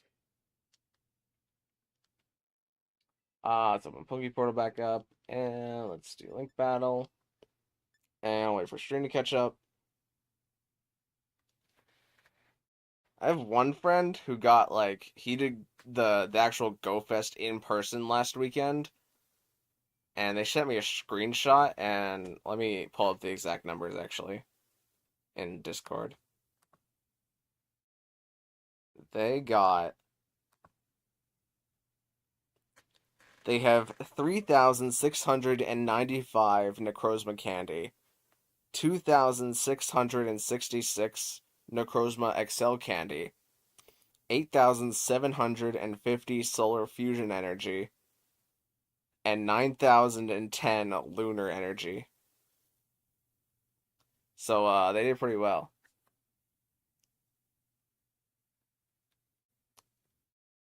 He's heckin' broke though. He's only got like 3/4 of a million Stardust. Couldn't be me.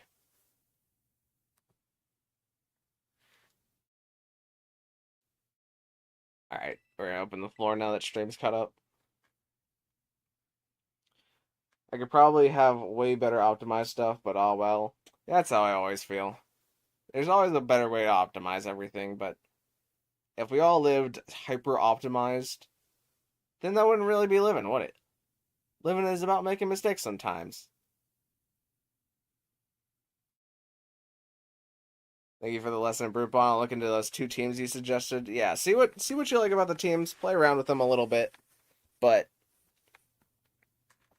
the purpose of the two teams is like just take the both of the ideas that you already have and split them into two different concepts that are more like fully established.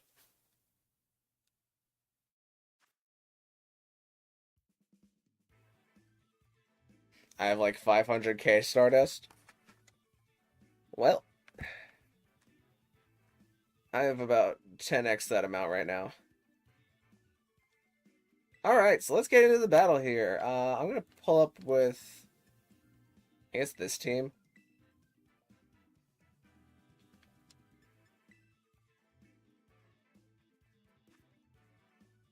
Okay, we do have a snow team. How do I react to the snow team? I'm with that. I think I always got to lead our Caledon here. Let's have, actually, let's have Scizor. And then something to change the weather, and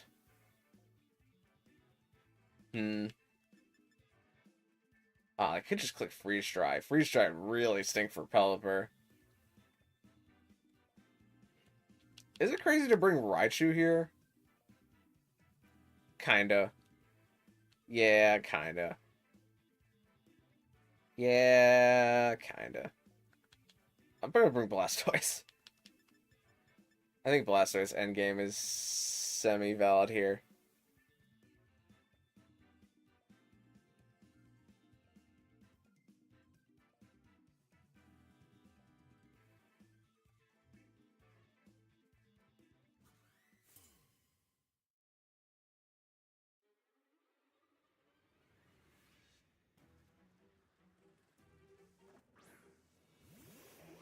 Okay, we got Ninetales and Whimsicott versus Scizor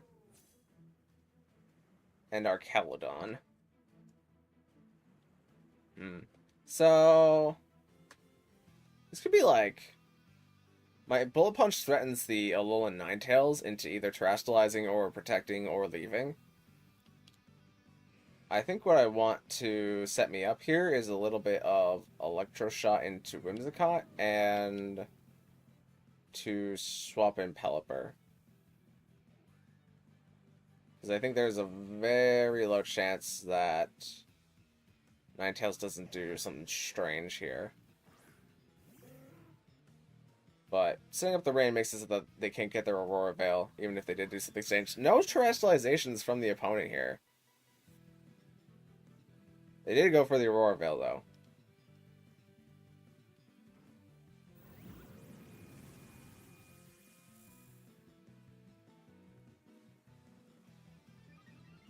Special attack goes up.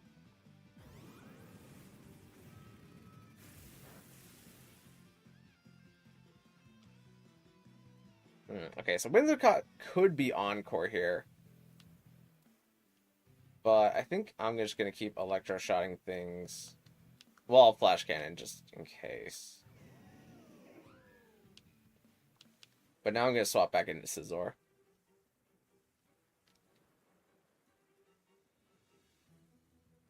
I guess they could read that I wasn't going to Bullet Punch because they could have Farigiraf here. And swap Ninetales into Farigiraf would be a pretty fine play.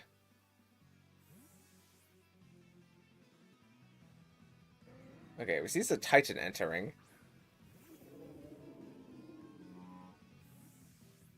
And Pelipper is going to leave for Scizor. Whimsicott goes for Protect this turn. I get the Flash Cannon. That brings the Titan down to a Focus Sash? No, it just lives that. It gets to eat a Citrus Berry because it's a Belly Drum set. Okay.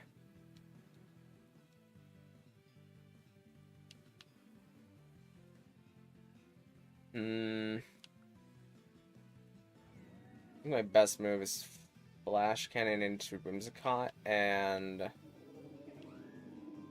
Bullet Punch into the Titan.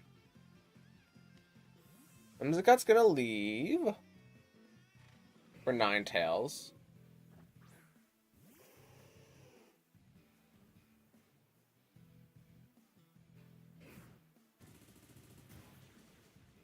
Bullet Punch gonna get the KO on the Titan.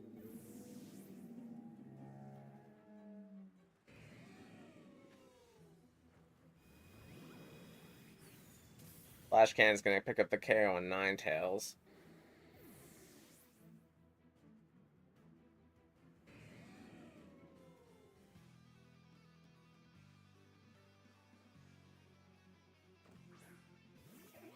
Then comes back in Whimsicott, and it is Glaceon in the back. Okay. So my best thing to do here is to click Flash Cannon into Glaceon and immediately reset the weather.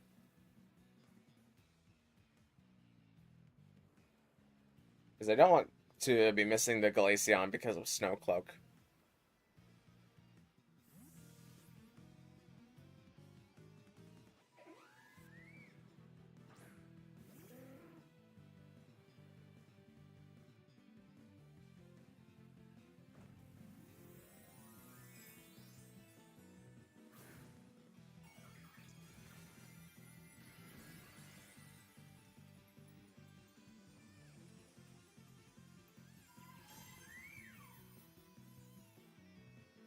This guy goes for the Moonblast into our Caldon, which procs stamina.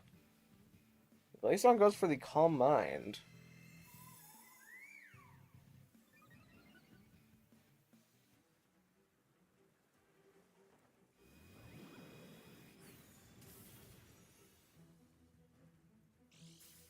Ooh, but it's lefties. The opposing team's Tailwind peters out. So I think I can Flash Cannon Glaceon and Hurricane Whimsicott.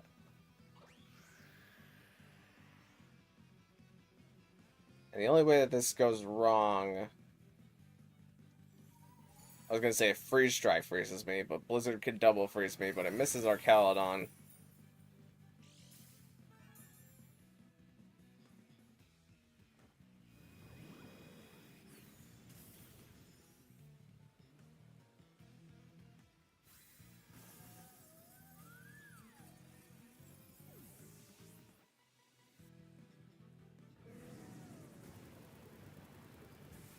You know, Steel just kills everything. Yeah, you got a little bit too much ice on this Snow team.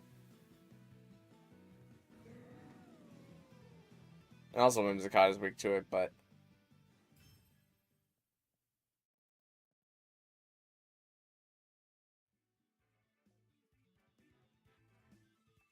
But that was the team that had the most amount of Steel, so... we can see how it works against the other two. Who have moderate amounts of Is there a steel on the Trick Room team? I don't think so.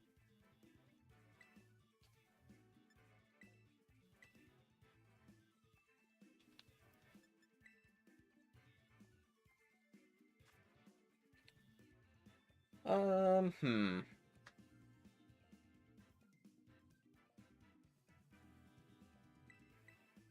Let's do this and this and this and this.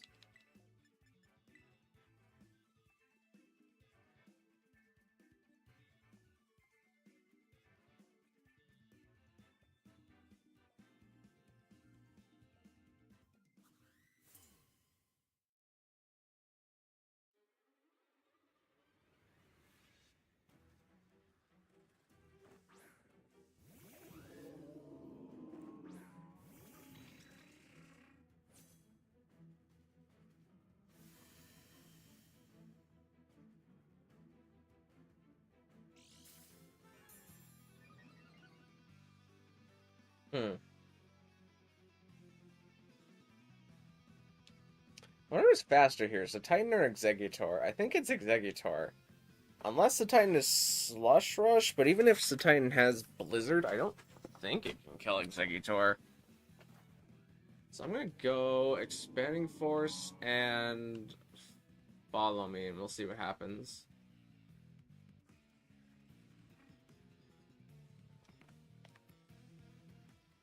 Okay, Whimsicott's gonna be withdrawn for Ninetales, so that this can get off its Slush Rush. I'm assuming. Indeedy's gonna redirect, and what happens? Okay, Ice Spinner. Ah, Ice Spinner for negating the terrain. And that does exactly about as much damage as you want it to.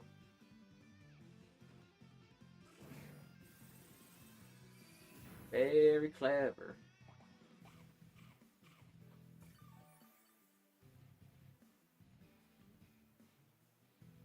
Hmm.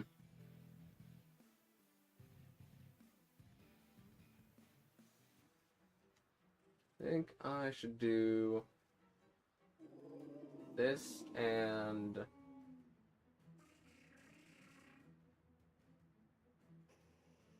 yeah, this.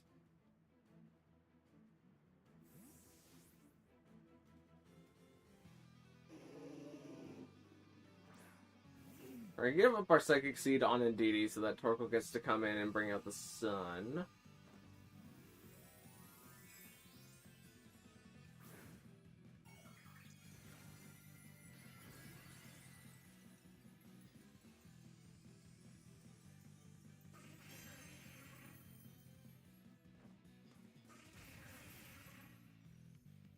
Rock Terra Blast is going to pick up KO into the Titan.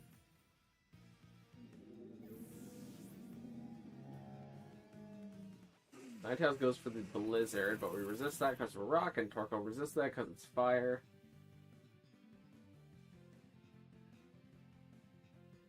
We're now going to see Incineroar hit the field.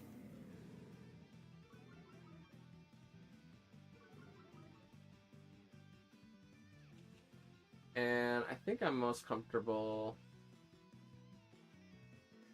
just Terra Blasting and Heat Waving. They could Terra here. They could Terra into water. Terra into water would be bad. I want to preserve my Weather War, I think, as much as possible. But there's not much to exert pressure into Torkoal here. I think I'm just going to Heat Wave. I'm not going to overthink it too much. Ninetales leaves. Oh, I maybe could have Helping Handed the Terra Blast.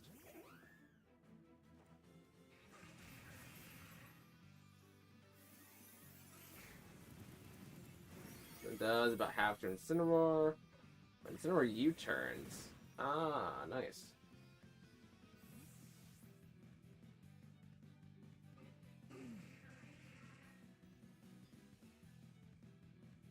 It's forced to bring out Ninetales. Brings in the snow. Torkoal goes for Heat Wave, which brings Whimsicott down to its sash because of a crit. Are we going to see a burn? Nope. Okay. So they can definitely get a Aurora Veil here. And they can get Energy Ball into Exeggutor, so I'm not in that great of a position. I can, however, swap in Indeedee and... I think I just click Heat Wave again.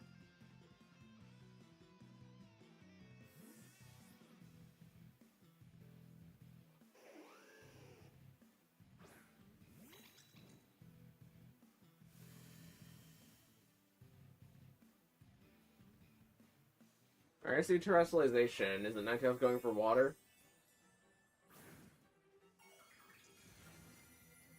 No, it's Ninetales going for Fairy. Okay.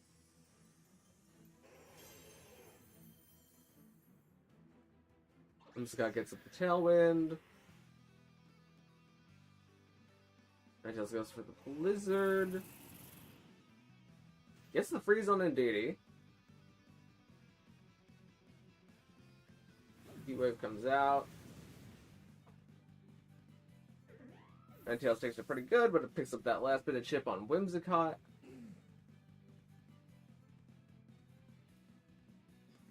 And in comes Incineroar.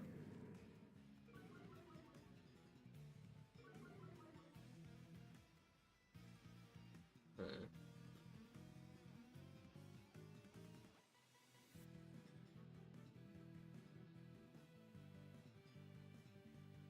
think I'm just gonna Helping Hand Earth Power. Alright, Indeedee's frozen solid. Incineroar goes for the Fake Out on Side Terrain. Ninetales gets up its Aurora Veil.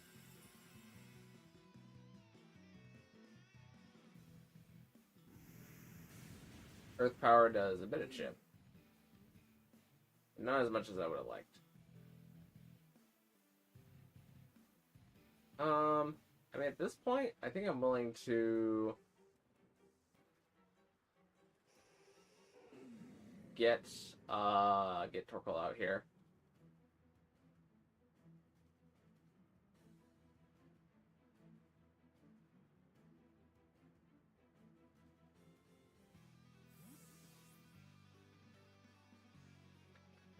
Fake Out on Psychic Terrain, counter when. I mean, you did come up with it, which is using Ice Spinner and getting rid of the terrain. It's just the terrain came back. Alright, so I lose the Exeggutor.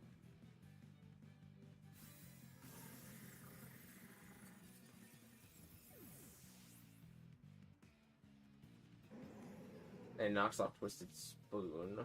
Now I can bring in Fletcher Mane.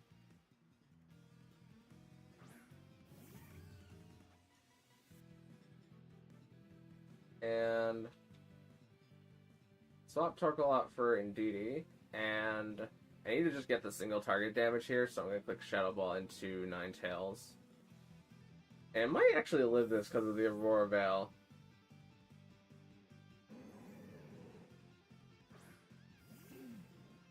And if the combo of Blizzard and Knockoff from Incineroar does enough damage, we might be in actually a pretty bad spot here.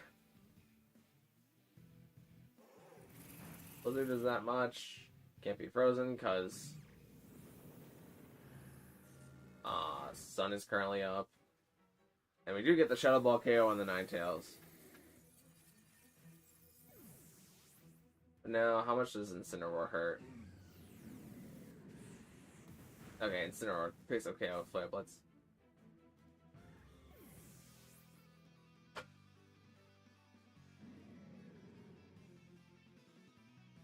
Team Tailwind peters out.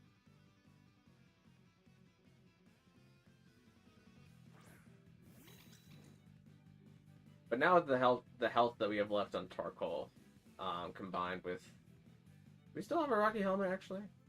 Yeah, combined with a Rocky Helmet, should be good.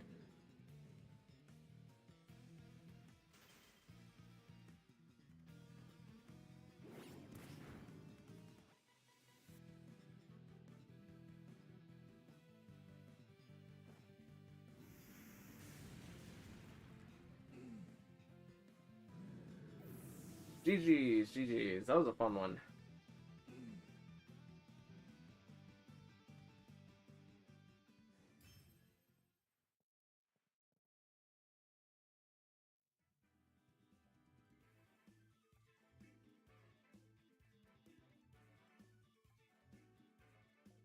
I guess... What did Tailwind peter out there? I guess I could have protected with Fluttermane towards the end there to make it so that I don't take the Blizzard damage. But it would still take Flare Blitz damage, so not much of a change there. Well, let's run it back with the last game.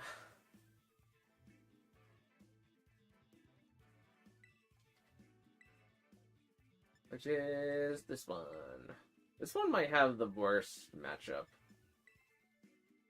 Just because if I get Blizzard Frozen right off the bat while trying to set up Trick Room, then I'm up a creek without a paddle.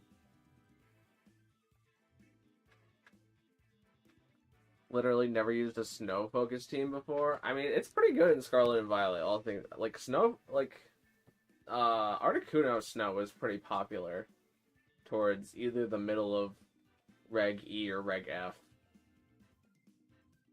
I think it was Reg E, but Articuno had a pretty good showing this gen, I would say, just because of the buffs that they made to Snow. And I was kind of doubtful as the Titan at first, but the Titan Ice Spinner actually came in very handy. But I really don't think you need both Titan and Glaceon, because Glaceon's a little bit harder to use with the increase in power creep. I mean, I could just, like... You know what? I'm not going to overthink this too much. Let's just do this, and this, and this.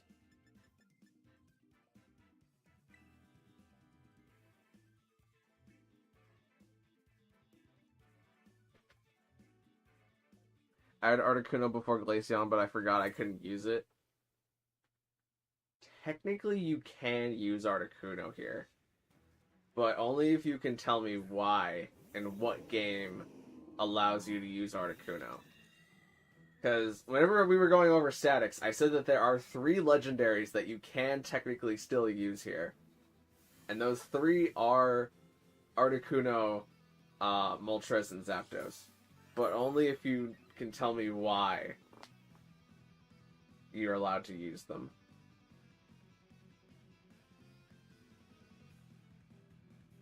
They're gonna get rid of my terrain. I like having my terrain.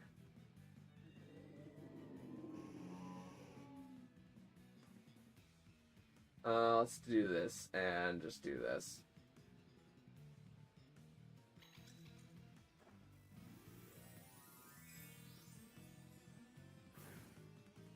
You're seeing us a Titan Terra into water.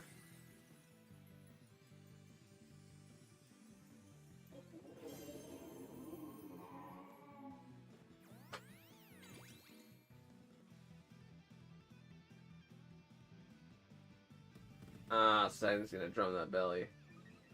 They had a good call here. Do we see a freeze? Indeed he freezes. That's actually really bad. Jeez, Rick. I think I just lose now. Okay, well I don't lose, but this is not great.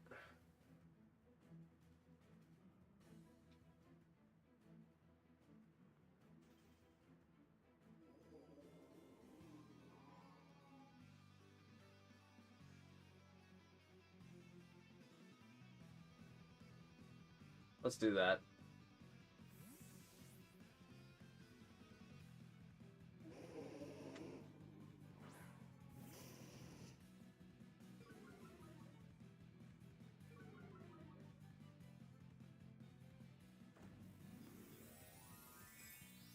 Man, if I went for the Terra Fire last turn, I could have knocked out the Ninetales. Ah, well.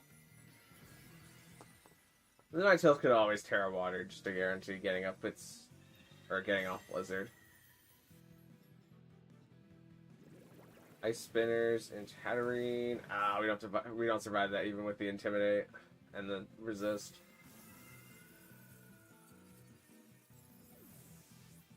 Okay.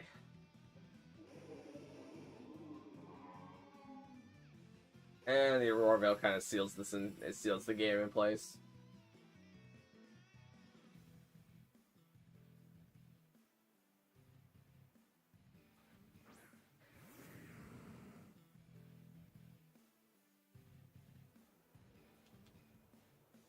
I think I have to hope for a Rock Slide flinch here.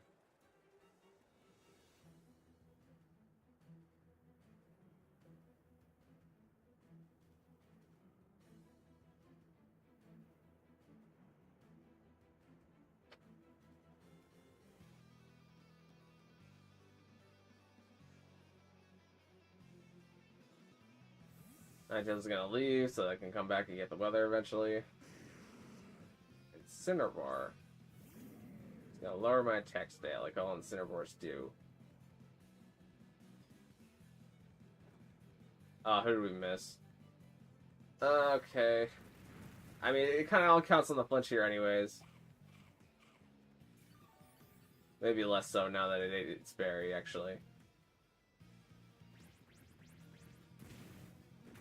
Yeah, it's GG.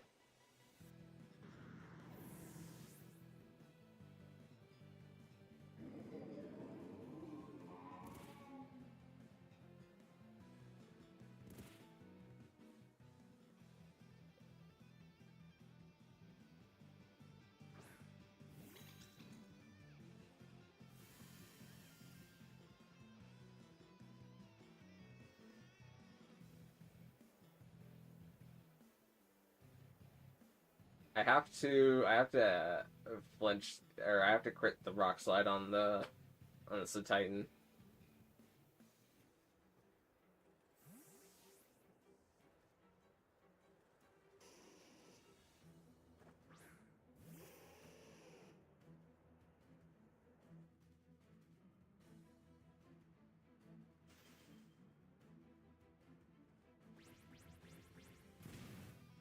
Well, it's Slush Rush. That does confirm it for me. That speed.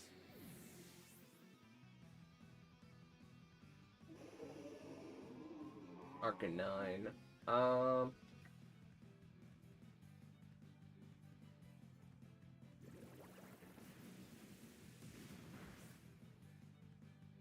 Yeah, I mean, I mentioned when I said it. I think it has the worst. I think the Trick Room team has the worst matchup into this team because it gets the Blizzard Freeze. But I mean, it did work.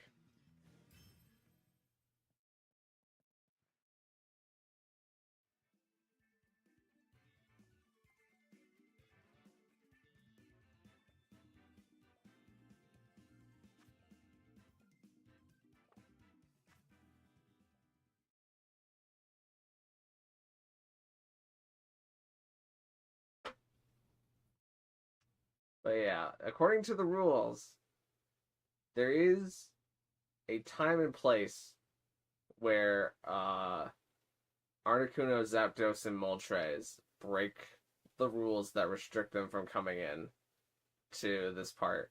And I will allow people to use them if they brought them. If they can figure out the rule exception. Team needs works, that's for sure. Yeah, it's a good first draft.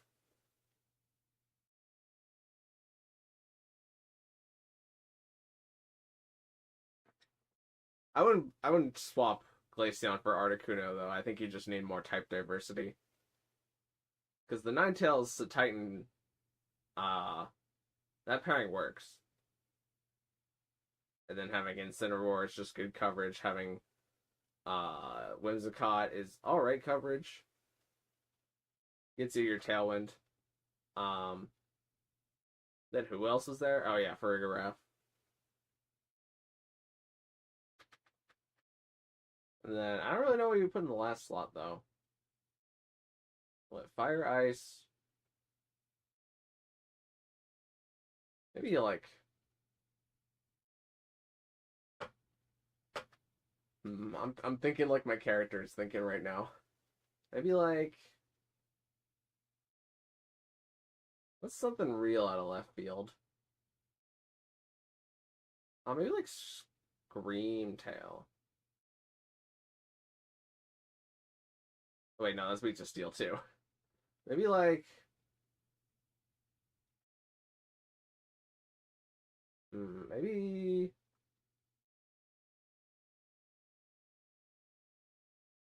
what's something else that benefit? What else benefits from snow without being an ice type? I don't think there is a Pokemon that benefits from snow without being an ice type. Unless you had like Hisui and Gudra, but with Weather Ball.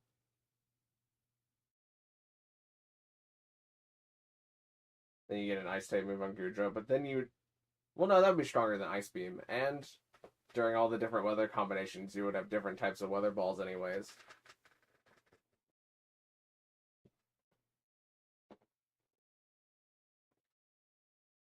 I know normal Gudra has Weather Ball. Maybe not in this game, but I wonder if they gave it to Hisui Gui.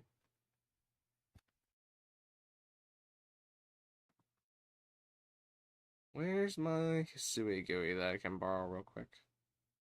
Somewhere down here in Steel types. Or Dragons. Dragons works too. Do you have Weather Ball? It does have Weather Ball. That's a good tech move. Whenever we have probably not Reg G. Like, Reg G will probably be over by the time that I'm done giving out all these Pokemon that I've made. So we'll probably have Reg H teams. But Hisui and Gudra with Weather Ball sounds like an interesting Reg H team tech.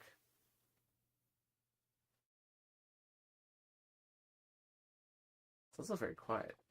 Oh, because I'm at Area 0, that's why.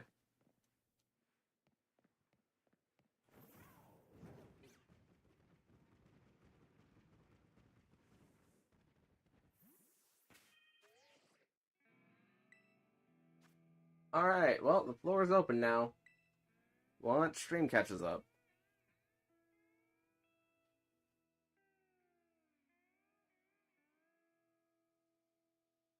Reg H, yeah, we're getting pretty far.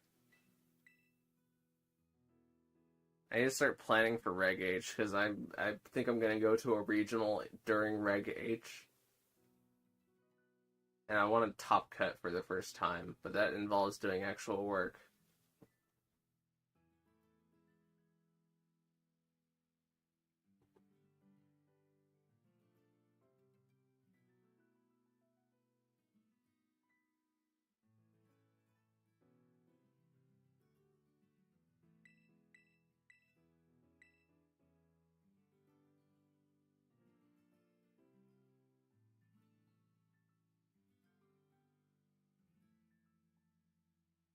I got a plan too. Currently, right now, what I'm cooking is I'm gonna look at all of the legendary combinations, and then rank what I think about them, and then think about counters into the best combinations, like a really niche pick. And currently, my niche pick that I'm thinking about is low kicks, because low kicks with tinted lens does really well into theoretically does really well into Terapagos Calyrex Shadow, because you can Sucker Punch the Calyrex Shadow, and even if the Calyrex Shadow terastallizes in the fairy, then your Tinted Lens still does a lot of damage. And if Terapagos is on the field and it's inverting the type matchups, then your Tinted Lens ignores the technically multi-scale, and you still do a lot of damage, which can bring both of those Pokemon down to about half health, and then you can bring a You're Restricted to better guarantee the KO on both of those Pokemon. But I'll have to run damage calcs. Has to be double restricted. That's what everybody assumes at this point, is it's going to be double restricted. It would be crazy, and I would love if they did something like no restricteds, no paradoxes, no legendaries, all 3 of the DLC Pokemon. But also, that would probably just end up being like Porygon Z, like 90% usage.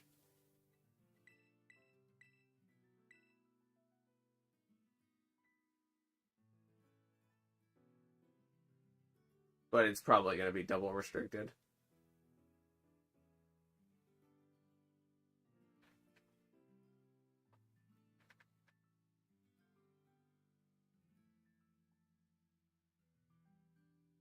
It's gonna be a lot of interesting combos.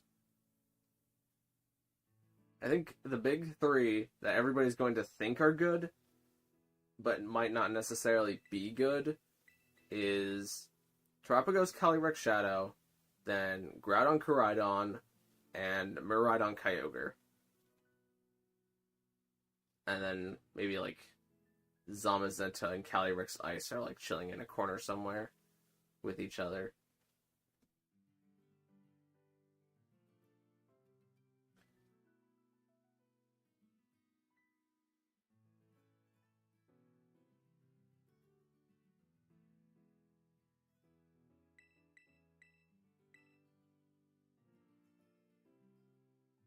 I don't think I'm missing a restricted there that would be like a better pairing than those three. Other than like maybe Dawnwings, Necrozma, and Calyrex Shadow. It's probably a better one, but you've psychic typing overlap kind of ruining you there.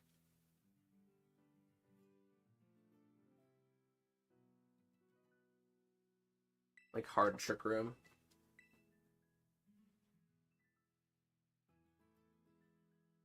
Triple restricted? Going from one restricted to triple restricted would be crazy. I don't even know how I would prep for that format. I think I would just grab... What's like the least chaotic trio? Because you can't use Groudon, Kyogre, Rayquaza. I think I would just grab like...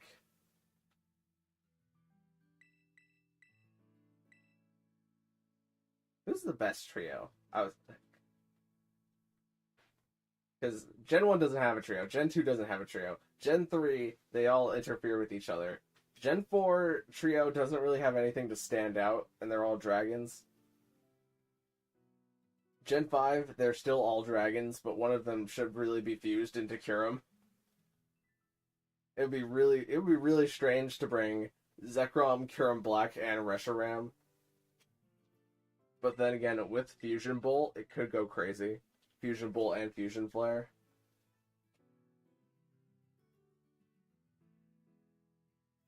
Gen 6 isn't in the game. Gen 7 has the same problem as Gen 5. Where it really doesn't make sense to bring all three of them.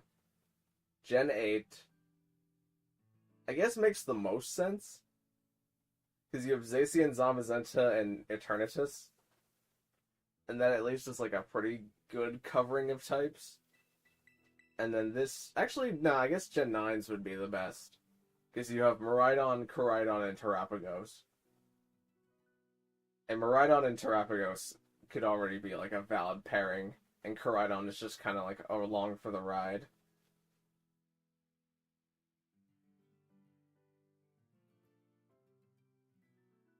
I wonder if we would bring out like bulkier restricteds. Perhaps. We don't really have like bulky restricteds though. Like no Yveltal, no. I guess we have Lugia, but like I think Lugia will already be like semi-popular during 2 restricteds.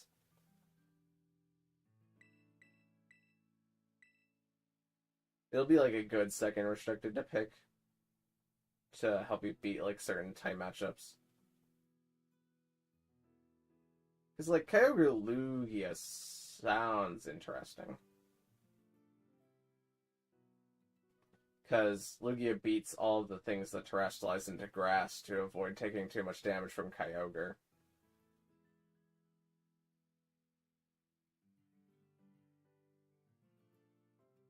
Oh god, not Xerneas? I kind of miss Xerneas. Like, I know Xerneas, like, kind of ruins the game, but, like,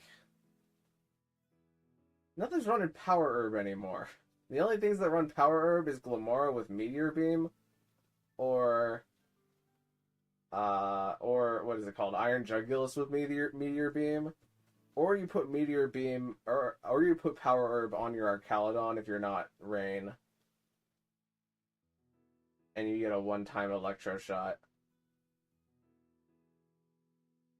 But ain't nobody using Power Herb anymore. It's really too disappointing. So for all I care, just bring back Xerneas. It'll be fine. I mean, Xerneas just gets hard checked by Oh, we have Ash back. Xerneas just gets hard checked by Zacian, so Zacian will uptick in usage again. So this is Ash's second try. So hopefully they select Official Rules 1. Because it's pretty important. Hey, good job.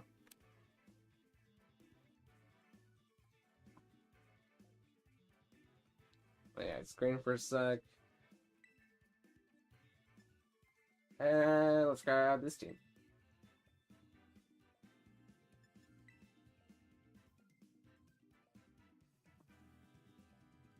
Oh, we lost Ash. Well, I'll start searching again.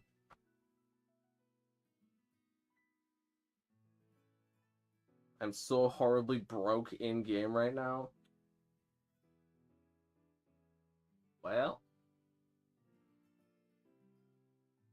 there's always terror raids. Or you can like take I could give you like a small loan of $1 million by trading you like a series of big nuggets.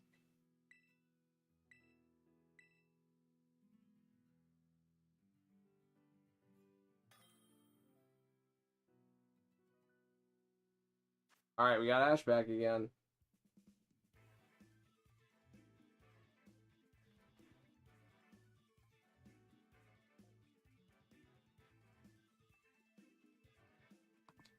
Alright, let me hide screen. I'll pick the same team as last time.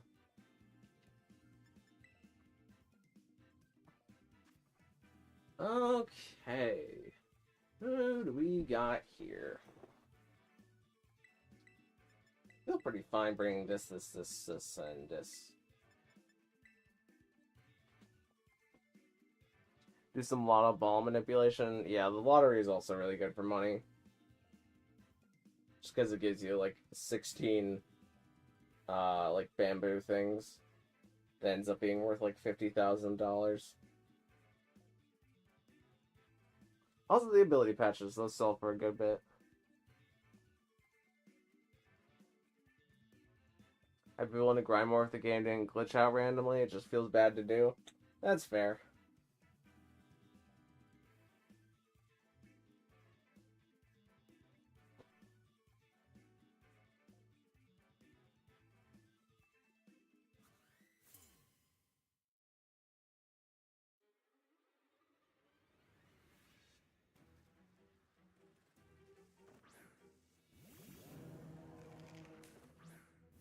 Okay, we've got Monkey and Skeledirge.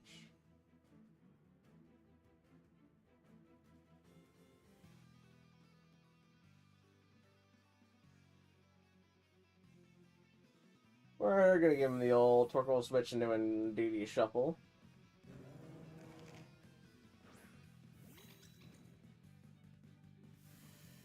Indeed, he's gonna get up our Psychic Terrain.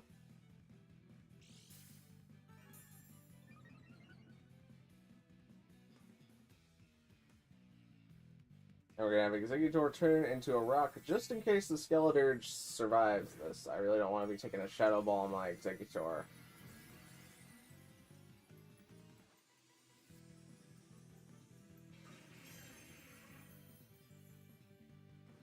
Executor's gonna go for Expanding Force as the fastest thing on the field, and it does pick up the KO into Annihilate, but Skeledirge is able to survive on a very slight whim.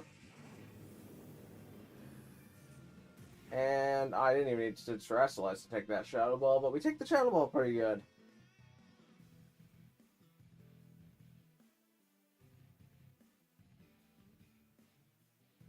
Like, you'd always grind out one team and just use that the whole time, but I don't want to do that. Yeah, it's fun to mix it up. Challenge yourself. I don't think I fear the Excalibur doing anything, so I'm going to Helping Hand.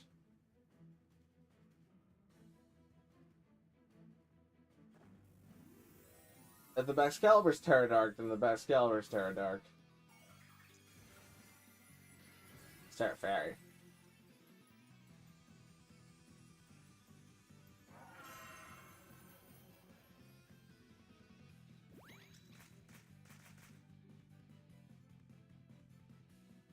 Executor Expanding Force is going to come out.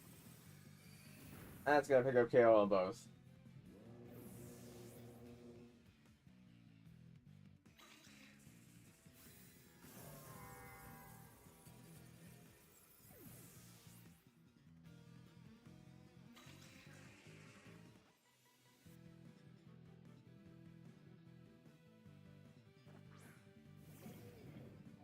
Last but not least, we got hands. Booster hands.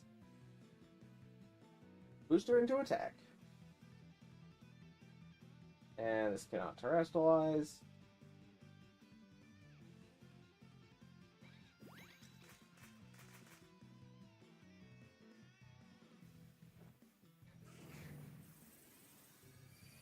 The Expanding Force picks up KO.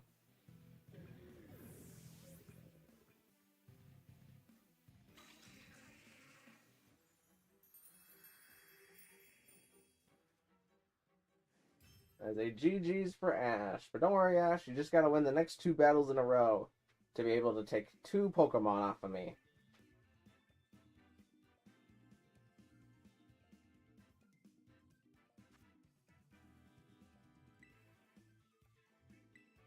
Looks like Ash doesn't want to continue their attempt.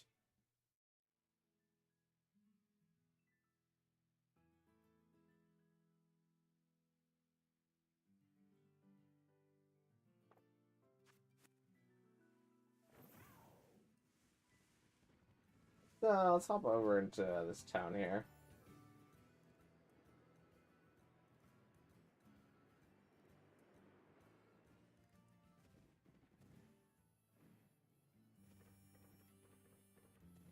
What the heck? What was that? Sounded like there was a snake in my room.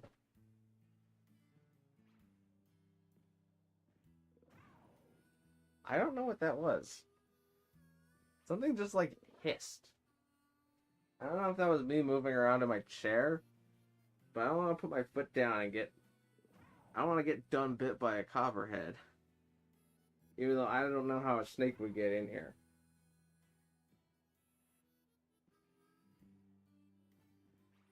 Where did it come from? I'm pretty sure that was just... Must have just been the chair. If I feel a snake bite enter my veins, I will scream, I got done bit by a copperhead, and the stream will end, and you'll know what happened. I done got bit by a copperhead. Anyways, let's open up the Poké Portal again.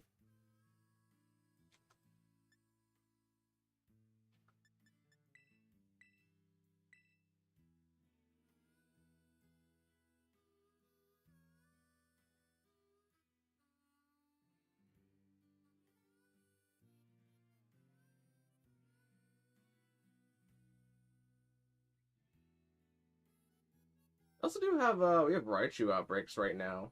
So it's pretty easy to grind materials. Because each Raichu gives you, like, 4 Pichu fur.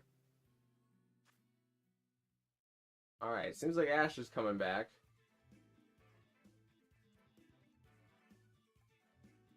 I mean, technically they should be continuing their last attempt, but...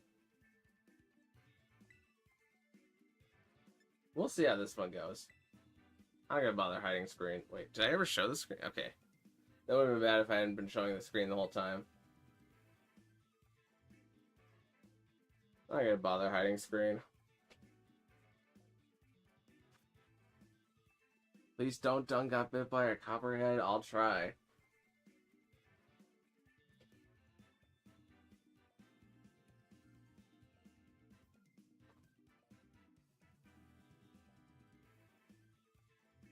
Oh wait, this is a bit of a team change up here. We have Serena, Armourouge, and Raikou, who were not here previously. So what do? I think I do this, and I do this, and I do this, And I do this. And we'll see how it goes.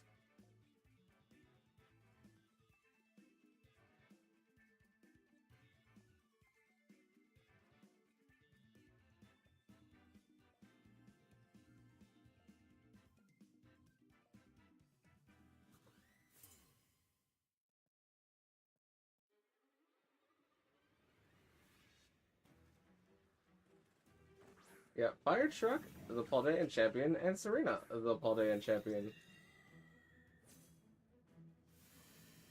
Wonder what they're planning on doing. I mean, Armor's is the one that I wanted to see the least here, but I can kind of work around it for a bit. Let's follow me and Expanding Force and see what happens.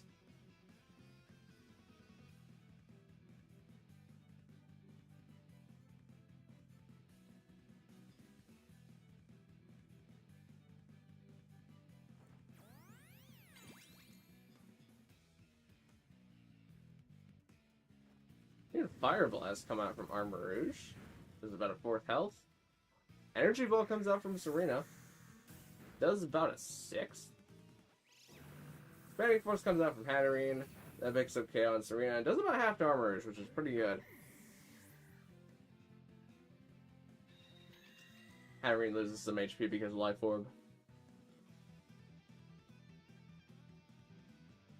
I'm a fan of Serena. I like Serena a lot. I think it mostly got overshadowed this generation because Farigiraf. But Serena was very good, especially last generation, and I think it will still continue to be good in like a double restricted format, because it's like one of Kyogre's best friends. I sent a reason not to just follow me and like do the thing that I did again.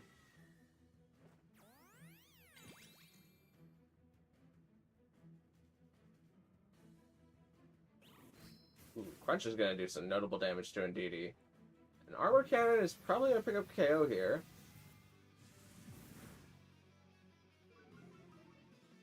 Is going to lower Armourouge's defense and special defense.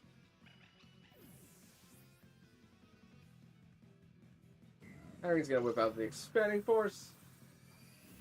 And that is why clicking Expanding Force is my favorite strategy.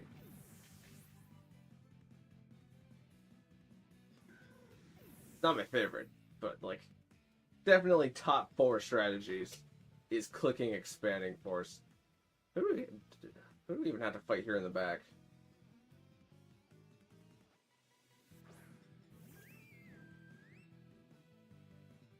It's Buddy, the Dragonite.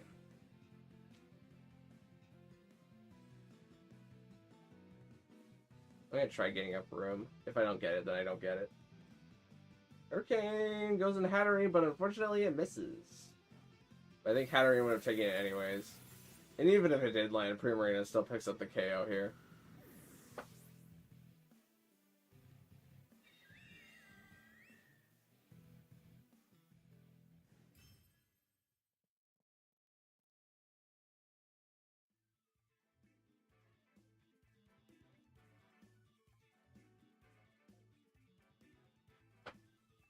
I think another reason Serena got overshadowed is because Ogerpon was just a necessity for a while. It's still, actually not still is a necessity, but Ogerpon was definitely like, you need a Rillaboom and Ogerpon, and there's no point in having a third grass type. So Serena never got any playtime. Let's move on to the rain team for Ash. And Ash, if you get the next 2 wins, then I will still get you the Pokemon. But we'll see how it goes. Who do I want to start here? I think Grim and Arcaludon and Pelipper. And who's in the back? It's Blastoise.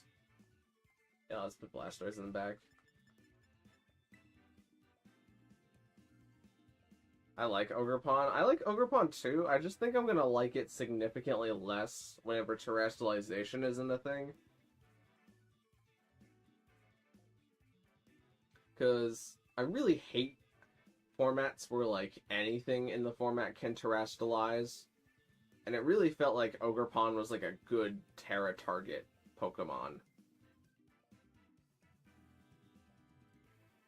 Where decrease the chance of everything else on the team terrestrializing because you want to save it for Ogerpon.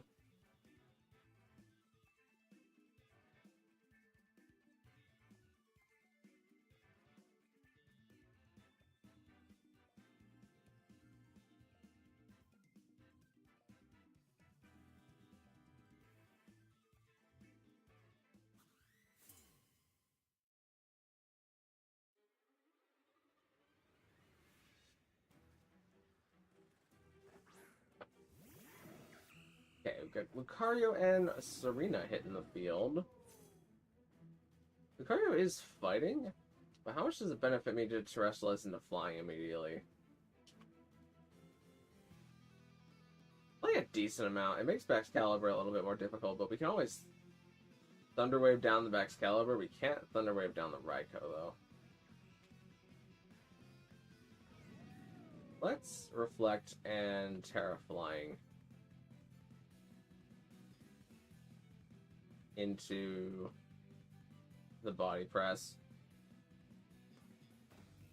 I see a terrestrialization from the opponent. And is there Lucario going to be grabbing a Terra Fighting? Okay. I'm extra glad that I went for Terra Flying here.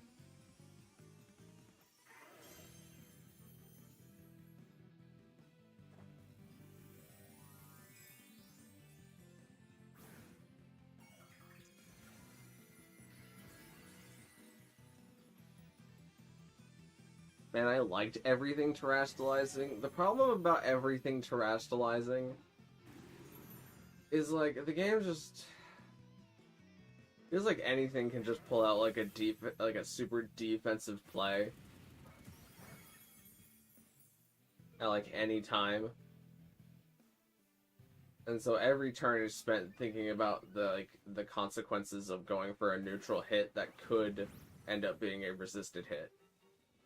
Whereas, like, in the earlier formats, it felt like you were pretty much always just terrestrializing, like, Fluttermane, Chiyu, Dondozo, King Gambit. Like, there were Pokemon that it definitely benefited you to save your Terras for. But once it became, like, Water Amoonguss every turn, Palafin was another, you just Terra Water your Palafin and you get Terra Water Palafin off. Let's go light screen, and currently have our defense stamina boost. So I'm not so worried about being hit on the physical side. Let's just go for a safety snarl, and hopefully not get crit.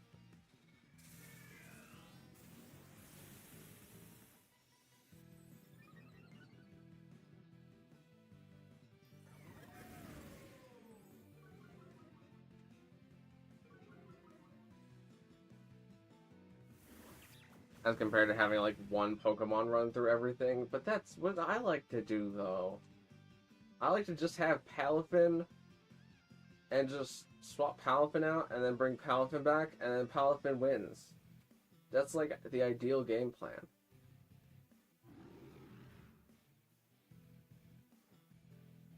Ooh, Raikou goes for Thunder and misses.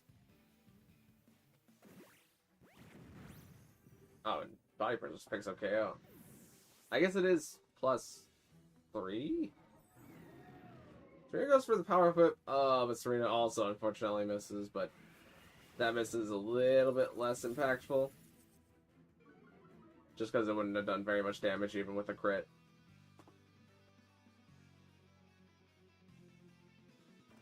Who's Fire Truck? It's you. Let's Spirit Break into you and Body Press into... Because I can beat... What can I beat with what I have in the back? I guess I should have gotten rid of the Serena, because I can beat... If the Raikou crit me with Thunder, we might have actually had like a pretty serious game here. Body Press into Serena picks up KO.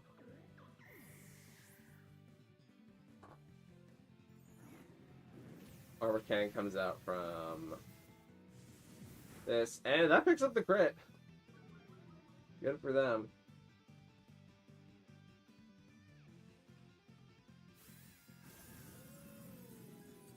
And they haven't used their Terra yet, and they might be Terra Grass.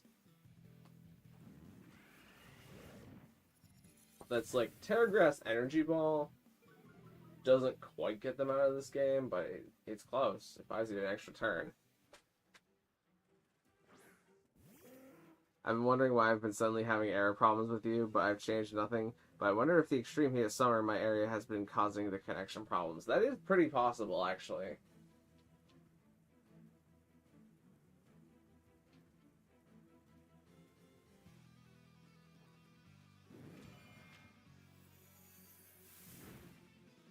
I definitely wouldn't discount that.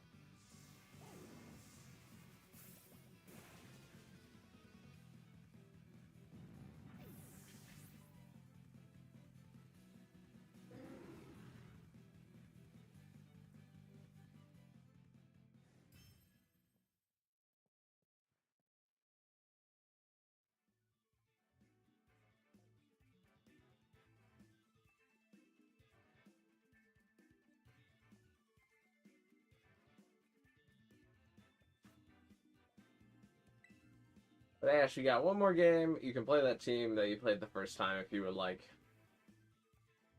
Since I'm kind of counting this as a different attempt.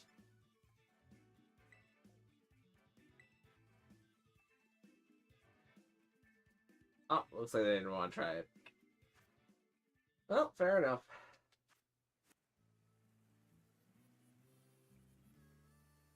If the heat is causing problems, luckily it's supposed to get a little cooler next week. That'll be nice.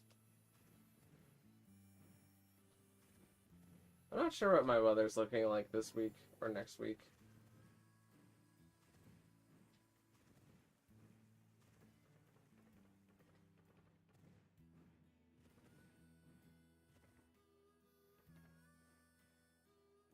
Wait, what time are we at right now? We have time for like one more set. Maybe two, but that 3-hour mark is like pretty alright. We're not really getting any new challengers anyways. So I don't know, we might have to have another couple of streams before the all-day stream, because I want to wean off some more Pokemon. Because I still have too many. I've only gotten rid of a fourth of them so far.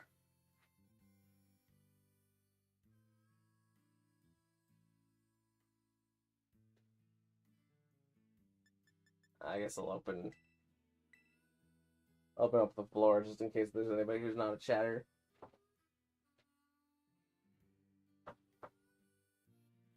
But if I do another couple of streams, then I don't have anything to put in the thumbnail, because Raichu was going to be the one in the all-day thumbnail. Looks like Ash is back for another attempt.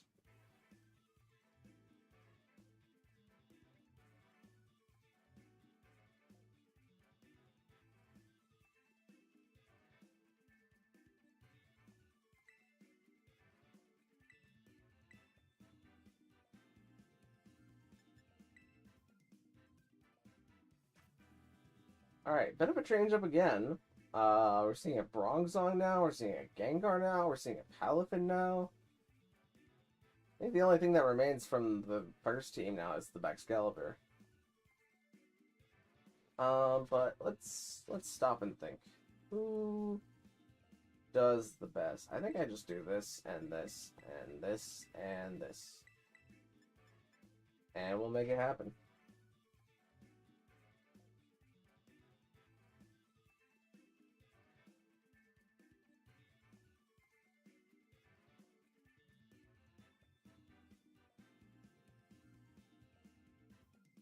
You guys need to use Calm Mind, Raging Bolt, Trust. I mean, that's true.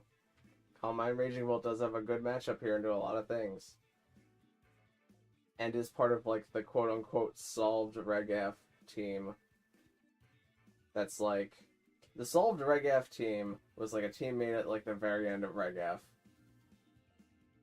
but it's very convincing. It's Incineroar, Rillaboom, Urshifu, Rapid Strike, Raging Bolt, Landorus Incarnate, and who's the last one? Is either a Moongus or Fluttermane, I can't remember. But those 7 are all very solid in the format. And the only thing that could really beat those 7 is Heatran. And that's how the format would shift. Alright, I don't really have any drawbacks from just clicking Expanding Force here. Gengar could be Sash, though. Do I want to Terastallize in a rock for when... Nah, because they could... There's like a non-zero chance that they try to get off the Jet Punch with Palafin to cover for being You know what? You know what? I'm overthinking this. I want to lose at this point.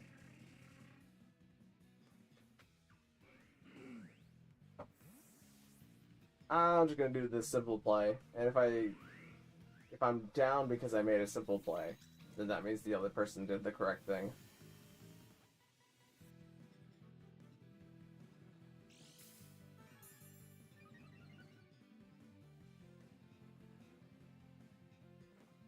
Executor goes for Expanding Force, and that KOs both.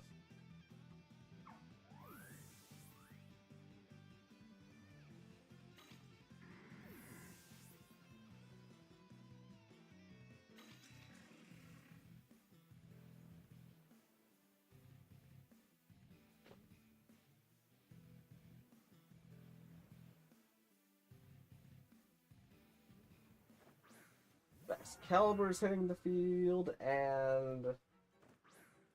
Oh, Bronzong's hitting the field. Forgot about Bronzong. Again, there's no real drawbacks to me just doing this. They have Fluttermane in the back and Torkoal in the back to deal with Bronzong.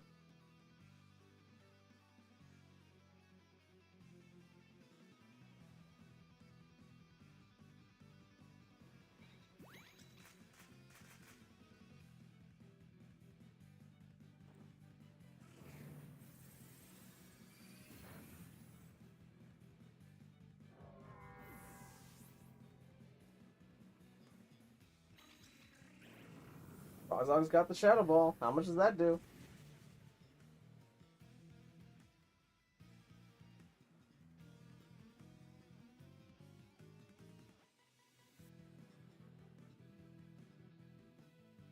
I could put it to sleep, but like, I kind of want to KO Executor just so I can bring in Fluttermane.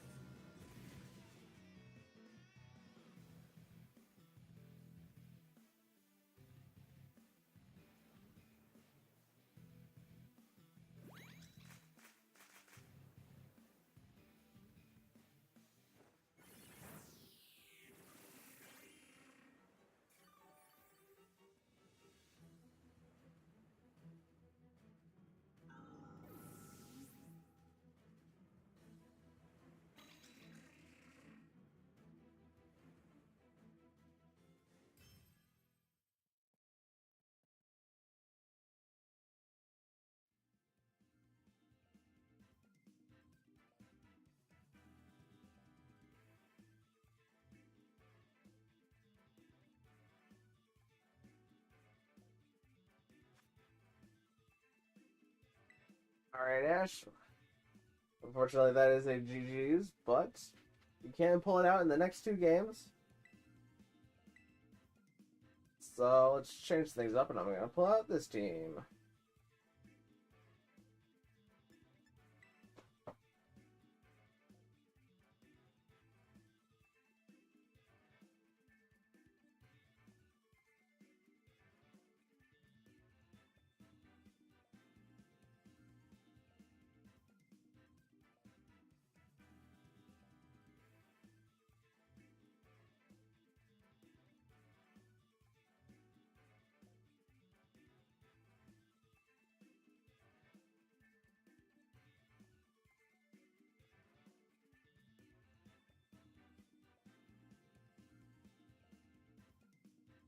Alright, let's see what we got. Alright, same team as last time. This team doesn't really have much to pressure or Keldon, though.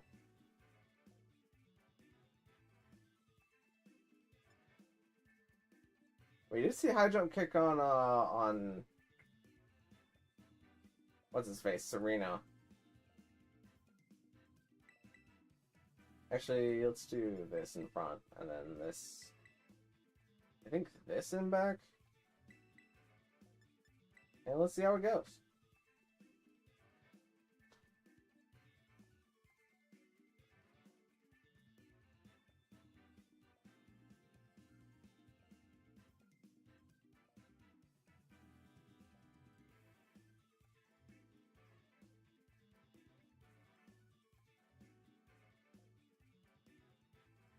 Oh, why is this taking so long? Oh, there it goes. It was thinking.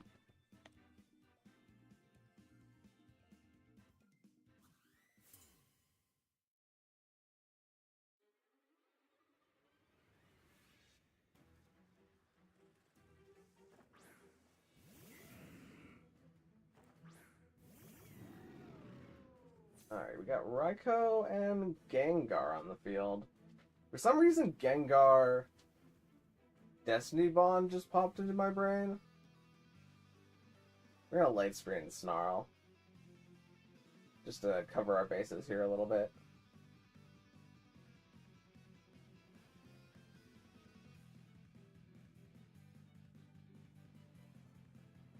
Raikou has extreme speed. Okay.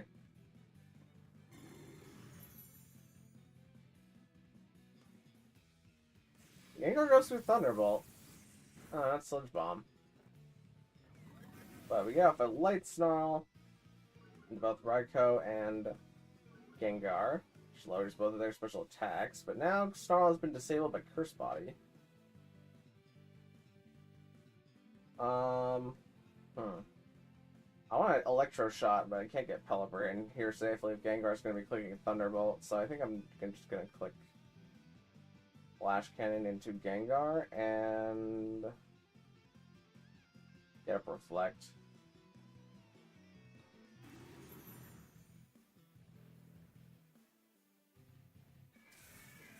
Thunder comes out into Grimmsnarl. Thunderbolt comes out into Grimmsnarl. That's a crit. Flash Cannon comes out into Gengar. Doesn't pick up KO though.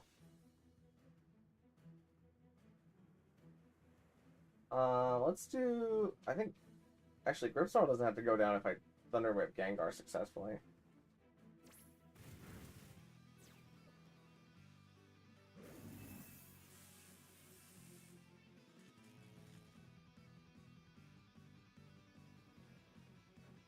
Maybe I should have just done that last turn so that way I could get Pelipper here guaranteed and just click an Electro Shot. Ah, well.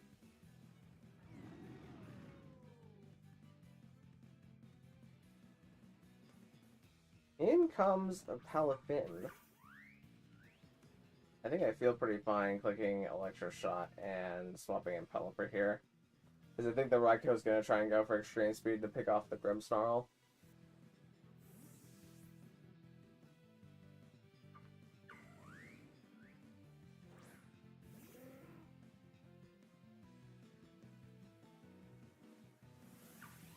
The Focus Punch.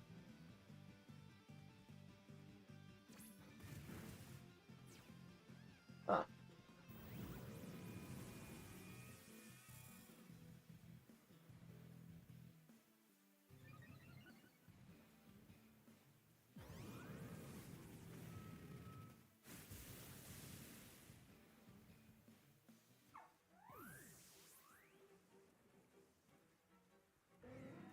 Well, Count Out Snarl is no longer disabled.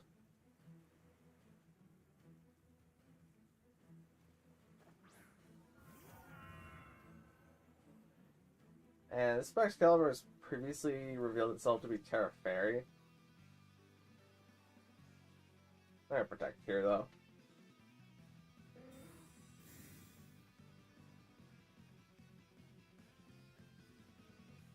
Thunder gets protected by Pelipper.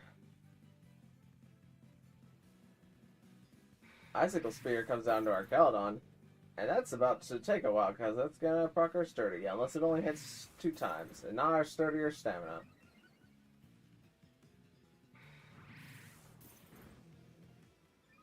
Well, at least now we can end this next turn with our Caledon Body Press and Raging Bolt.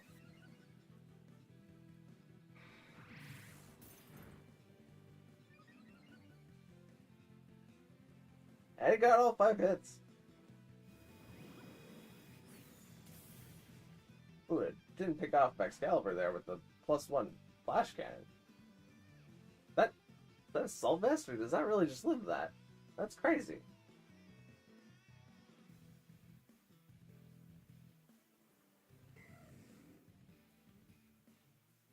I'm just gonna be risky and hopefully we can just end the game here.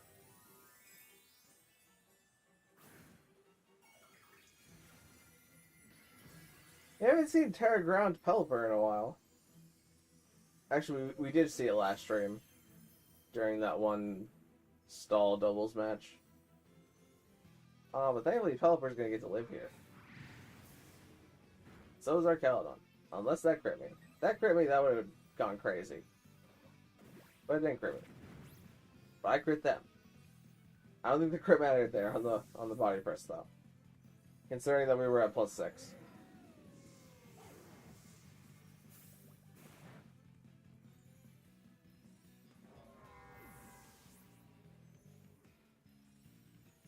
But GG's again, Ash. You want to do the last battle of your attempt? Or more than welcome to do it. I don't remember. Which team is it against? I think it's against the Trick Room / Sand team.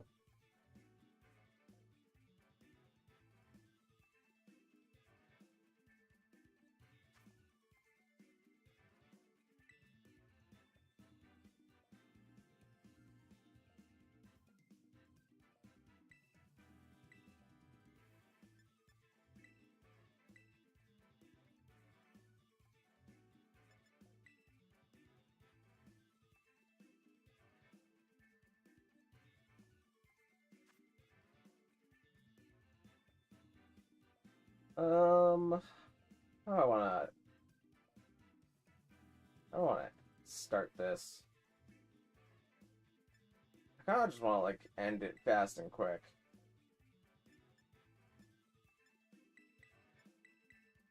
Let's do that and see what happens.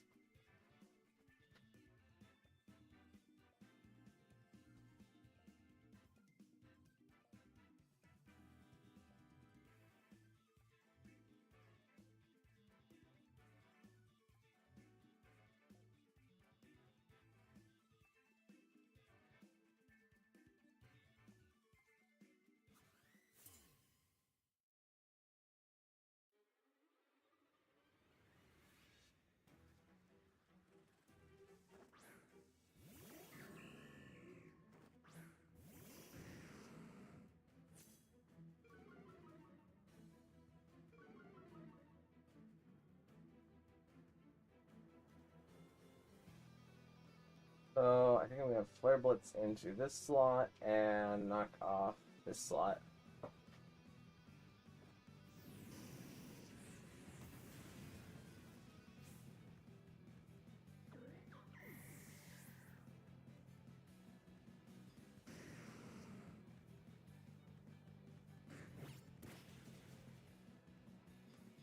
Rongzong did not have an item, and that's why it survived there. Knockoff didn't get the base power increase, so a bit of an interesting tech, but I mean, it kept Rongzong alive.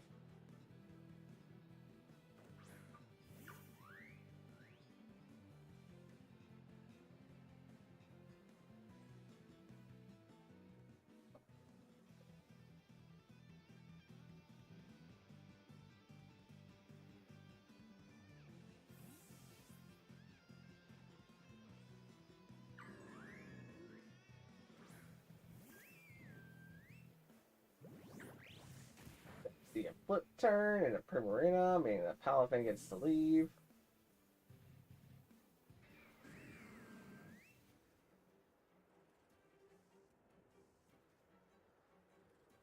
Gengar is going to hit the field.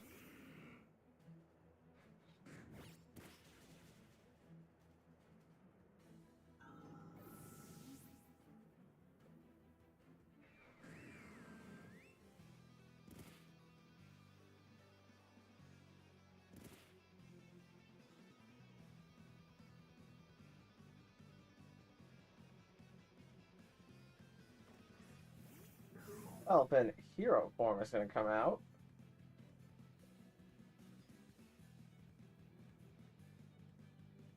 I really don't need Arcanine anymore, so I'm just going to swap Arcanine and...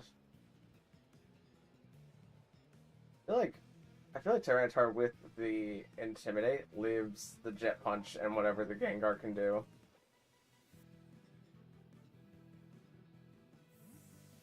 So let's see what happens.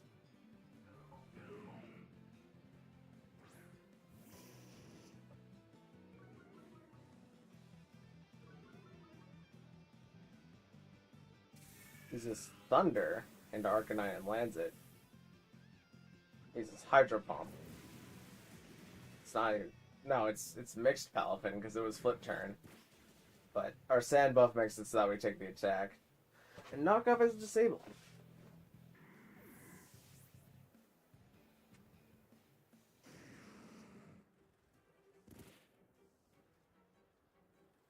And I don't really need Arcanine anymore, so I'm just going to go for the Extreme Speed. And I also don't really need Tyranitar anymore, so I... Oh wait, I can't knock off. Rock Slide.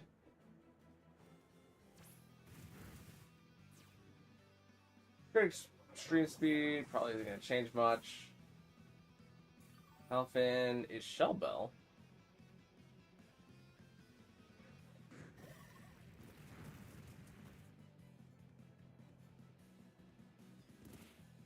The Sand almost brings Palafin down into KO range, but Arcanine is going to bring Palafin down into KO range.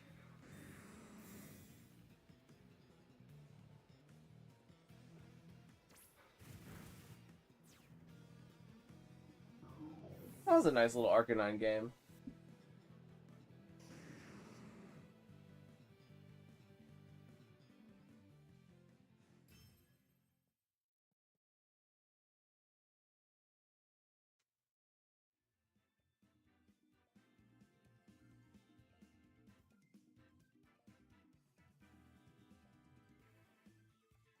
Oh wait, I just thought about what I can do. I can put all of the Pokemon in one thumbnail. Oh, I'm totally gonna do that. Yeah, we're gonna have 2 more of these streams before the all-day stream. Where I put all of the Pokemon in one thumbnail. And then I mirror that thumbnail for the second stream. Okay.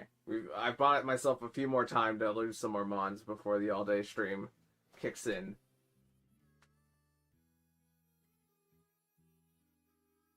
But, thank you guys so much for watching. If you liked it, maybe consider leaving a like on the live stream and even consider subscribing because both of those things help me out an absolute ton. And I might try also streaming this, like, earlier in the day for the next couple of streams just to see if we can get some new, fresh blood in here. We did get some new people today. But, yeah, hopefully we get some people who can beat me in here. But thank you guys so much for watching, and I will see you in